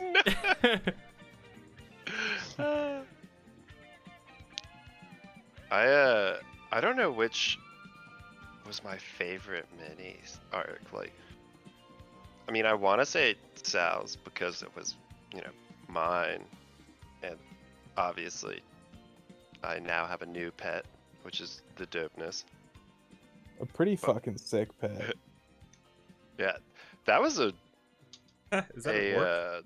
That was a cool. that arc. was a really good yeah, like I don't know, I felt things like in real life during that You episode. felt real world feelings. Yeah, Damn. Me I and- have me one and of those, Sal were- man. for a brief moment. I don't know, dude. I was Sal. It was all blurred. Nice But, female orc face, dude. Thanks. Oh my god. But also the whole wanna like be an orc. Mondo. What was the name of the was it Mondo Oh, Pond? Mondo Pond, or it was Megapon. I think Megapon. it just pretty much was Mondo Pond. Because it was Yeah. Mondo Burger and Yeah. Good Burger. Jeff's was God. very good, and Yeah, Jeff's. I mean, I don't know. It's hard to say which one. Like, for like A a meme, favorite. you know, like for yeah, Hell's a Pond meme of was an pretty idea. fantastic. I forget. It turned out so funny. Sal's has like the end of his had consequences. And he met Sherwy's dad, which was Was that? God, I'd forgotten about that. Was that? Oh, it was Sal. God. And then I set the magic fire. Or no, I didn't. I mean, I'm not gonna put that on Sal. He didn't do shit. But the Just like world I is didn't now burn that burning angel. with. Like, meat's back on the menu. He walked away with a lot of new stuff. He is a pinkyless You like cut your Badass. own off. It was a spur of the moment thing. I didn't aesthetically, expect the you want it dude look to like like. that. I don't know Go if I so like hard. really thought the dude was gonna go through with it. Like I kind of thought he would put up one more resistance, but he fucked You're up ready. and he rolled poorly. And then I felt bad because the guy's just trying to protect his people. And I was like, shit, I respect that. That's what I like to do So I took here. I Sal's like finger. to hit you with some really hard choices, you know? Like, you know, not all people who look bad are bad. Not all people that look good are good, obviously. Unless they're goblins. I will take this as Yeah, fuck another that. moment to I'll confirm that it propose. is canon that I have a small vampire army, or at least very Oh, loyal yeah. friends. 'Cause I love. Oh yeah, and at the end of your arc, you unleashed a spell plague onto the world. So that's cool. Okay, we mentioned this a minute ago. Sal himself didn't push any buttons. Didn't open any You know, doors. sometimes angels die, sometimes vampires appear. Like, who's to really place blame anywhere in particular? Yeah, I mean, there's an angel there, and what, he catches fire, and what am I supposed to do about that? It's an angel. I can't, you know, reasonably be expected to look at Payne wearing a kidney outfit. Ow! Man, I can't believe we went through the whole Adventures of Hell's Dawn right there. That's up to date. That's like It is. Jeff's online now. There's so much too. Yeah, I mean that was a pretty quick gloss, but I feel like that was like a lot of the big. There were some big things that I point. missed because, I mean, because like I took a break or two, and then for a while I was just like getting scheduled at nights, and I missed things. Like I knew Granger died, but I didn't know how, like exactly what happened. That's heartbreaking, dog. I hate truth. Truth is Don't one we hell all? of a bitch. Sal might be Killed my whole town. Sal doesn't know why, but he just kind of dislikes truth a little bit more. Not sure why. Good. I love it. I'm really excited to like have all the boys back in town. Yeah. Oh man. I wonder Me if Jeff will Yeah. like go back to consensus or he'll like play Dave. I hope he plays Dave. It's What, I it- like both of them, man. That's a hard one. See, I could see it either way because I could totally see consensus deciding to like stay and work in the shop. He's like, but I could also see consensus being like, I need to get the fuck out of here and get away from these talking swords. Yeah, Yeah. that's it's true. cool. There's Enough been- of this shit. So, yeah, that's wild, man. Everyone gets to decide what character they're gonna play again once we all join back up, and then we push on to the next arc, which you guys will end up deciding what it's gonna be. I mean, like, maybe we can talk about it right now. Like, what? It's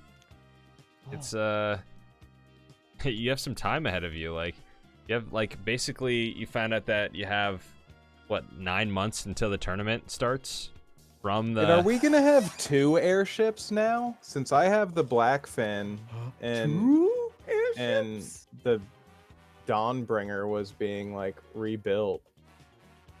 We could start our second army, have like Senhyo and Aelvesh, or I don't know, some mix of people. Yeah, I mean, accrue more army for us. I mean, you want to mount like a full on-scale attack against Truth. Like, having multiple airships could definitely help for something like that. Modify I don't know, maybe Wally can. But you're also working maybe against we the can clock. convince Wally to cut off just one dick. You're also working against the clock though, because you know all this stuff will take time. Preparation takes time, and also like, you know, there's other things happening too. Like there's other things that might be more pressing that you might want to take care of. So it's up to you what kind of like place you want to take the story in the next couple arcs here. But man, we're 13th level at this point. It's gonna be starting to get pretty serious. I feel like Shirui was pretty hell bent on going to the Shai-Alanar, the like elven land next, and seeing his mom. Are we all meeting his sister? Are we all Gotta be leveling running out up of family after members. these mini arcs? Are you leveling up? Yeah, Yeah, we it's go to level important 13, right? moment. Yeah, you'll Or be is that level what we already 13. were? already. Yeah, I don't Okay. think Nathan will level up because he's been level 13 for a while, but I thought I was level 12. Yeah, I think I like went one ahead of everyone when Grandeur died. I do remember. Um, I think so because I think you completed a. Like you I thought you hit went your to, like- mark, I think, right? Yeah, but yeah, I think I just ended up one ahead of everyone because like with Grandeur's death. Like which was right before we all split up. Ish. Or not long before. So did you went to 13? Yeah, I was at 13. Okay, so I'm at 12. When? That's right.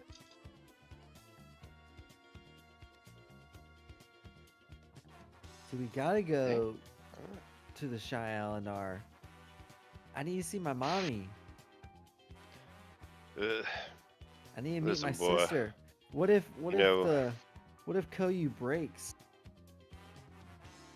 And I have to get it reforged or some shit by my mommy.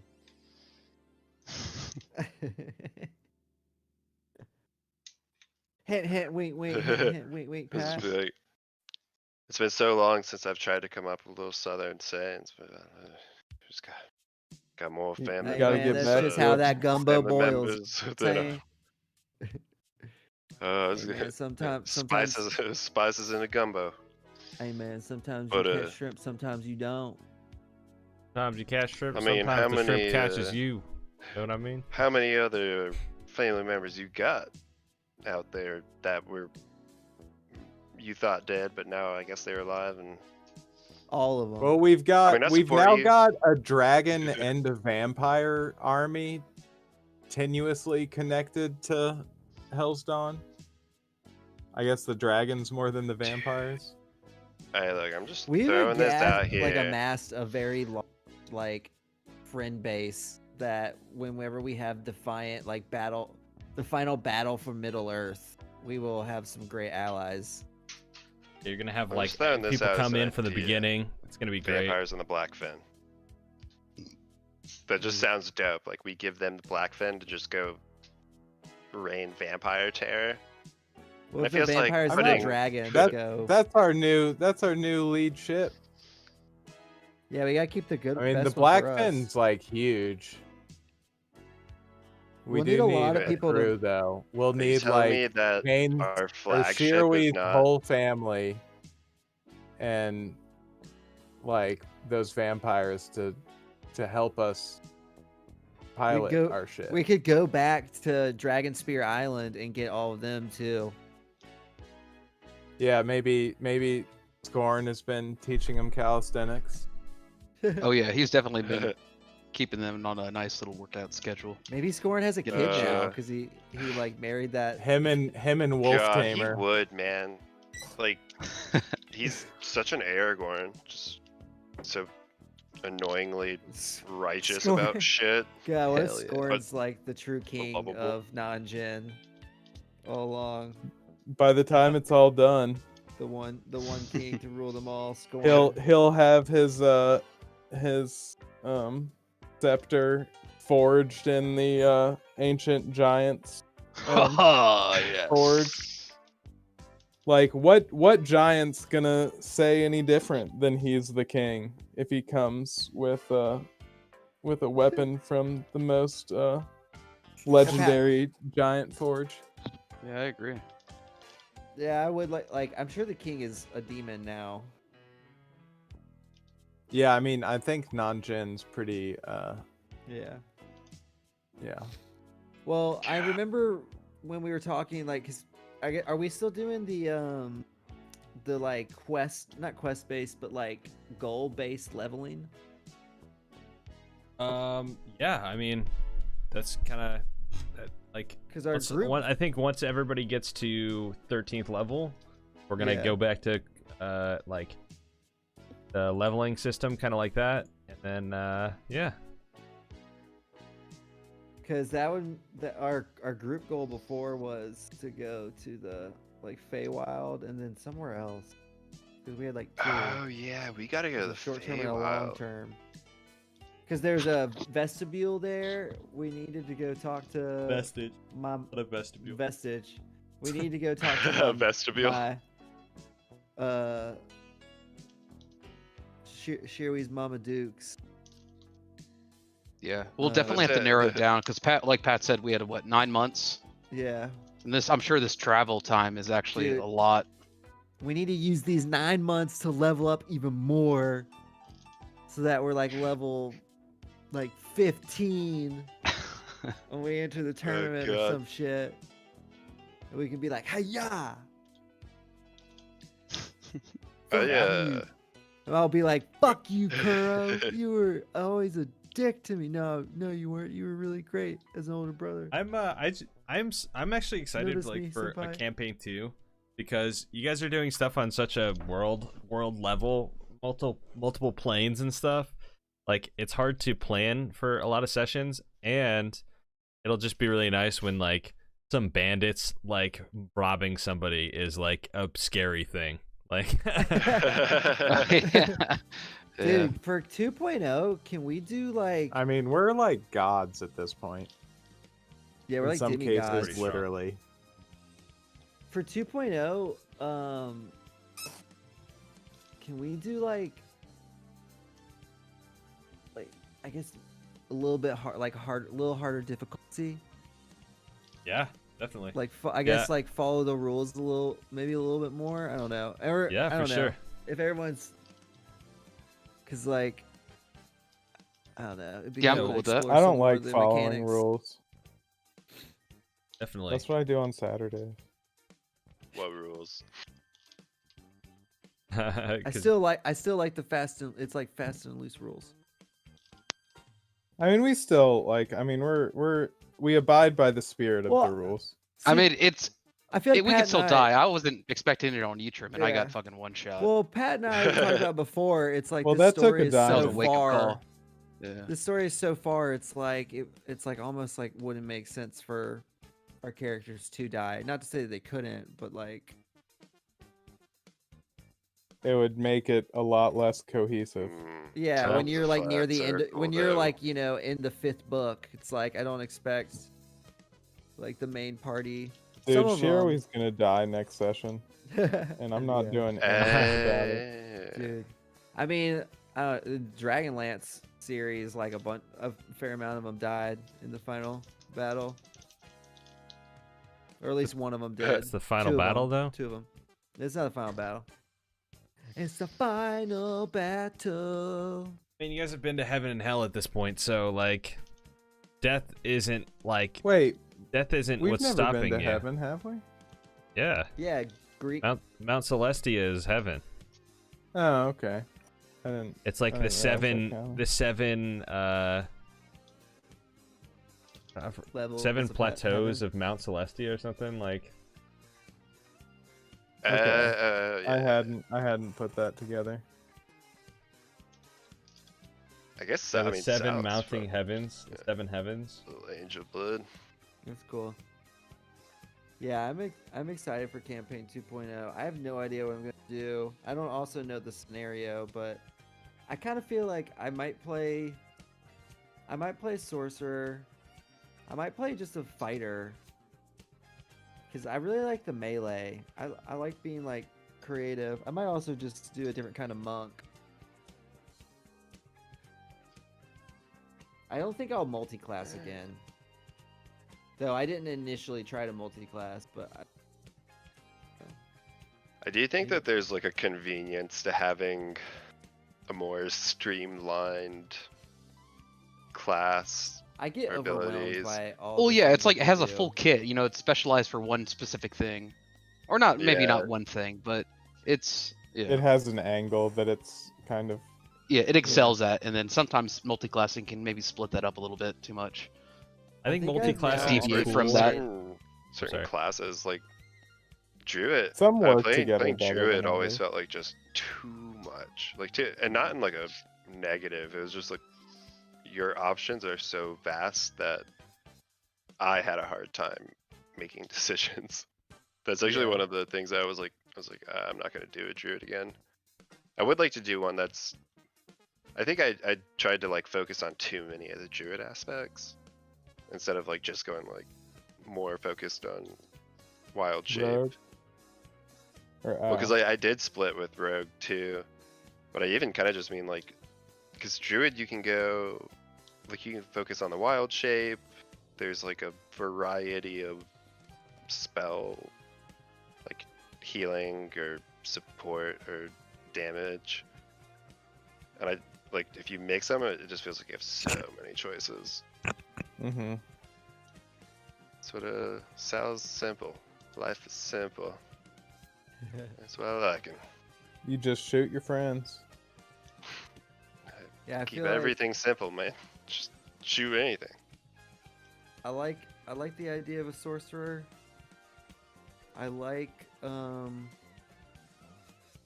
the idea of just like a fighter, like an Eldritch Knight. I also kind of been thinking about it'd be fun to play something actual like Oathbreaker, but like play out being an Oathbreaker, like being Start. normal one, Yeah, that would be cool. and then like Mhm. halfway through, not halfway through, but like after, you know, maybe a while of playing as level 3, be choiced with something that causes me to act like, you know, not out of my own, like I'm not gonna go about it and like I'm trying to break my oath kind of thing, Yeah. but like if it No, happens, that would be. I feel like I enjoy RNG enough where like I would let the dice determine a class split. yeah. I like oh gosh, I had just kind of lost my train of thought. I feel like I've played almost every class now, or like main class, you know, or something from each main class. Yeah. So I have like a Dude. I know what I like and I don't like. I did Bard last week for like Kevin's first DM Yeah. session, and that was actually a lot of fun. I had a ton of fun playing Yeah, Bard. bards are really silly. And they're also very strong.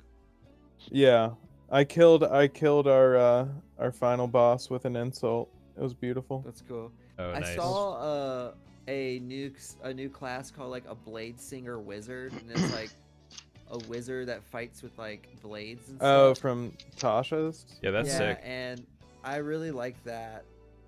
You know me, man. Blades and anything with the Blades word blades magic. in it, I like it. Also, like today earlier, I was like just randomly about play just like a lightning barbarian. I always That's thought pretty an rad. ancestral guardian barbarian would be really fun. Yeah, barbarian has some cool multi classes. Yeah. They're not multi classes, but subclasses. Yeah, I'm excited because we're not gonna jump straight into a campaign 2. Well, we're gonna do a couple. I really want to do a. I'm not gonna say what it's gonna be about right now because I don't want to spoil anything. But come summertime, I'm hoping that we'll have our tournament all wrapped up, and we'll be able to jump into a kind of something to break up the final arc of our story. I was thinking like Dark Tournament feels like it would be the final arc of the story, but I feel like there's gonna be one arc after that. So we'll do this different little mini campaign with brand new characters, and we'll be starting at a low level there, and then we'll do that for maybe like 10 to 12 sessions, and then we'll jump back into the final arc of our campaign, complete it up. I'm gonna and be then Shirawi's son. put a nice little ribbon on it. What makes you think I'm gonna name him that close to my name? I gotta come up with something at least a little more. I don't know. That seems very, very Shirawi. Something I think that would be cool to do is like a gritty mini arc or something. Because I don't like components. They feel like it's kind of like I don't know, Spellcasters? yeah. Or like, Yeah. I mean, it's not even just spellcasting. Like, there's some stuff that just takes things. To me, it's It's like like- if you have this spell, you know that you would be in that component. Like, it doesn't really. I like the way I guess this was like how Josh was playing it for my wizard, was anything that has like a price tag next to it is a required component, but all the like random shit other than like, you know, like the diamond or So Yeah, well, there'll be like incense that costs X or like stuff like that. here's where I'm conflicted, because I really like the idea of like not just anyone can like cast a spell, and it's like not just off camera did I collect like some sticks and like a mushroom. I love the idea of like being like, oh yeah, I remember collecting that, like going into that cave and collecting that bat's guano and like finding that sulfur ore like in an outcropping, and I like, and then I like alchemically like combine those while muttering the words and doing the verbal and somatic, and then all of a sudden a wall of fire or a fireball comes out, you know, like I love the idea of having to earn it, but also it's, as the DM, this is why I'm conflicted, is that as the DM, it's really annoying when people are like, can I search for a stick? Can I look for, would I see a stick? There's a stick around, isn't there? I'm like that kind of gets old.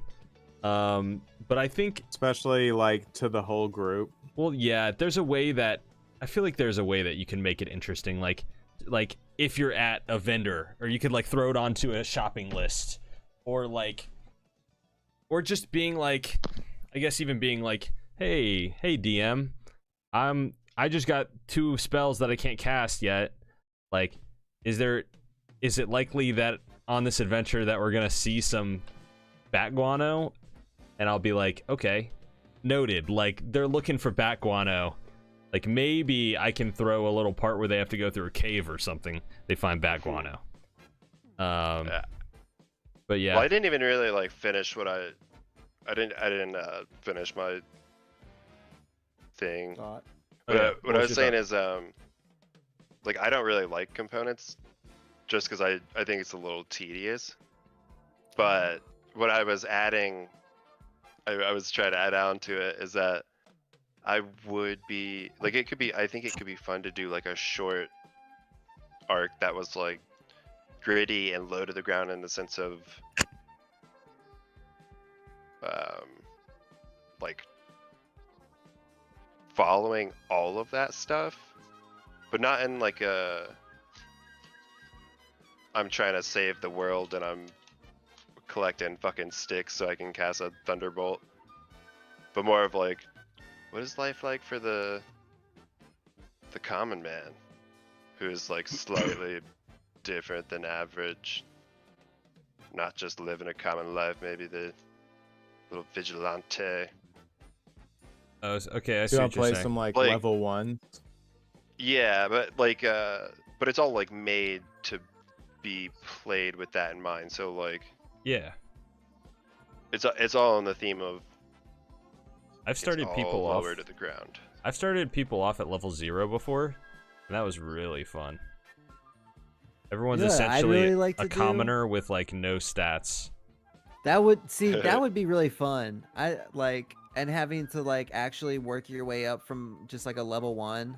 Oh, Like dude, something I was, attacks your town Just and nothing. just like everybody Yeah. flees except for like 4 or 5 people who are just like, I'm not gonna fucking leave. I'm just Dude, gonna my try last, to fight, and if I die, fuck Yeah. it. It's- literally my what's last else campaign that I DM'd for before COVID in person was a campaign where we started off at 0, and in the first session 2 of the characters died, It's hilarious. and it's like That'd be great. it's and like and then you just it- play as another townsperson. all of the other said. exactly all of the other characters who were in the party were so much more invested in their characters because now they're like, oh my god, like like See, I would love just that. That would witness be 2 so, people die, like That'd be so funny. I would also dude, I would really love to play a campaign either like based in like reality or still in like a D&D world where it focuses on like what Monster of the Week tried to do, where it's like your X-Files basically, and like you're all members of like an FBI bureau or some organization that like basically is going from town to town and finding some monster, or like there's something that they're investigating. Could be a monster, could be a fucking alien, could be something like just like some weird virus or something, yeah, no, that's sick. But So like some mix of realistic, X-Files like and the real Hellboy. world. Yeah, I know. Well, like, but still like elements of like Hellboy. Okay.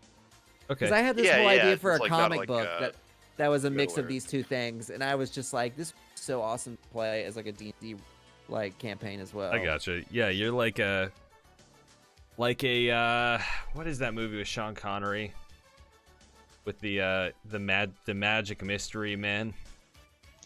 Oh, The League of Extraordinary- League of Gentlemen. Extraordinary Gentlemen. Yeah. Yeah, like there's something like there's some a sighting of a werewolf. Like go take these down, and like we're, maybe most of us are human. Maybe one or two of us are like something different. You know, the Um, League of Extraordinary Gentlemen is perfect. That's like what a D&D character normally is. Like the people in that movie, like all the main characters.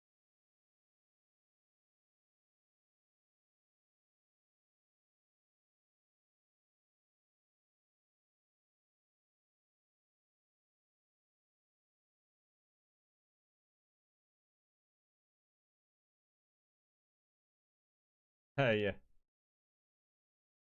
Eventually, I would be like, I'm gonna die, and I like this character now, so it's a difficult. Yeah, that's why I went like I liked the idea of doing like an X-Files Hellboy kind of thing, because it's like Hellboy has that like dimension of sci-fi where it's like it's still a real world, but there are people that are using like black magic or like are abnormal through something. Like I like Yeah. that idea. Plus there's cool subclasses that you would not get played otherwise that would work really well.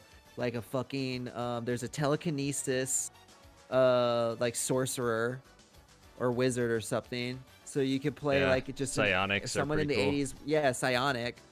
You could play another person that's literally just like a What is like a this? soul. Hey guys, I'm Um, gonna bail for tonight. Alright. Y'all take it Alright, easy, Josh. alright? Oh, Night. damn. Peace. Peace. I guess it is.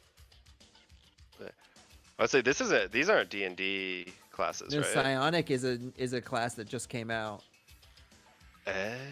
It's pretty cool. And then there's two new of every class basically. It's in Tasha's. Yeah, man. But yeah. I'm I about got to some go. ideas. I gotta get some water too. Okay. Are we? I didn't know if you said we had stopped streaming or not. Oh no, I'm still It's streaming. kind of brother. like, I'm usually like not on camera, so it's different, but it was actually super fun. Hey man, Yeah. good to have you on camera. This is dope. I mean, if y'all are staying on, like, I'll just be right back. But... Yeah, I am just gonna like wrap up. I have one more thought, and then I don't want to play some games. So yeah. I'll keep my headphones on then. Well, my one thought was, I have this like wacky idea for a D&D campaign, and I guess it kind of mimics the Sword Art Online-esque, like falling into a video game sort of style. Dude, a game within a game. Yeah, That'd be so sweet. you're essentially playing as a character that's like stuck in VR or stuck in virtual reality or like the world, like dot hack. Yeah. And Ooh, yeah. So we could do cool things like oh, it's another player, or you know, I just think there are a lot of cool things you could do, like you know how I guess they've done it a lot in those other animes, but like player killers, you have like the whole like mystery surrounding like why are we stuck in the game, like the whole like leveling up thing versus like NPCs versus AI versus like other players. I just think that kind of stuff is cool. I know a lot about MMOs too, so feels like something that I could.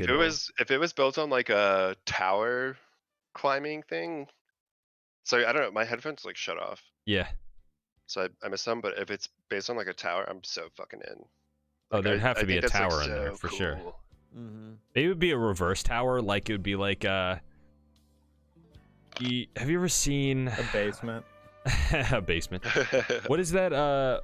What is that? Into the Abyss, when they're like, there's basically all these like layers, like as a giant pit in the ground, and they're Yeah. like, the main character is trying to find out like where her mom is, and like they're while like descending the pit into this like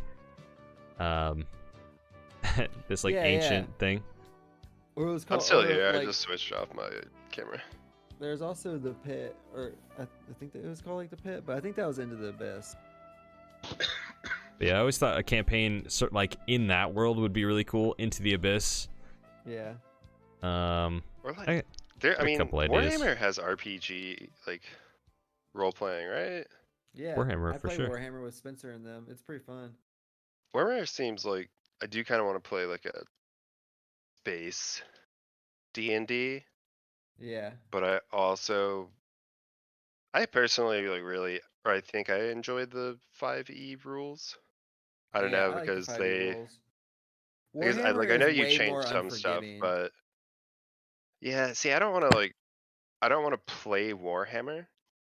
I want to Yeah. play in the universe, but like, Oh, I get what you're Yeah. saying. You want to play in like a very gothic, like Steampunky. yeah, Yeah. like brutal environment. Yeah, I do. That's why I like to play it, is because of that. It's fun. yeah, but I also I like all the enjoy I imagery. enjoy our rules and like Yeah. I think it's like the idea of like kind of realm. getting shot in the arm or something, and then I mean, if you're playing like for that and with that in mind, that then it's not as bad. But If you're just not gonna create the same level of emotional connection to your it's like I'm a sniper character. and like I lose an eye, and it's like Well, time to Yeah. make you into beat. Clue. Dude, yeah. I mean, you could definitely do that in like D&D now in 5e. Yeah, I play. Or just it's like so funny. I got pee real quick. I was just thinking, it's very funny to think about like what I'm inspired by, or what I've been inspired by in the past, what I've borrowed from, whose games I've borrowed from, because like going back and doing this this talk Recap. yeah, this recap is just like it's reminded me like wow, like I used to listen to a lot of Critical Role. This is like this whole section I was very clearly inspired by Critical Role. and then I get to like our more modern stuff, and I'm like, I got really deep into like Dimension 20 and like Brennan Lee Mulligan, and like I know like Archik, you're into like Not Another Podcast. Yeah, that's what like I actually haven't even listened to them do one of their like full recap episodes, but they'll do like short bits like before, after the episode, and I always thought it would be super cool, and it was super dope because like you just get to get a little catch up because you forget things. Yeah, there was a lot. I feel like we remembered much more as a group than any of us would have. Well, I've tried to do this with Pain a few times, and like where there's always gaps. Yeah. Mhm. It helps having everybody be able to remember things. And we still like skipped back a bunch of times on stuff we'd forgotten. Like I'm Yeah. sure there's It's so many more details. I mean, you think we're talking about Yeah. hours and hours of gameplay. Like, it's awesome. It's been a good time. It has. But maybe this is a good time to wrap it up. Let me get myself a cool filter to finish this off. All right, we'll start how we'll stop how we started with the cute anime girl wig. All right, guys. Thanks for tuning in. This is the Pizza Party. We usually play every Friday, from 8 o'clock to 11. So come check us out. And if you like what you hear, we have some additional content. We do some Let's Plays over on my same channel. So thanks for tuning in. This has just been a kind of recap episode. Join us next week for a full-blown episode. We'll finally get to wrap up our adventure, part 3 of Hell's Dawn Goes to Hell. All right, guys, thanks for tuning in. See you guys.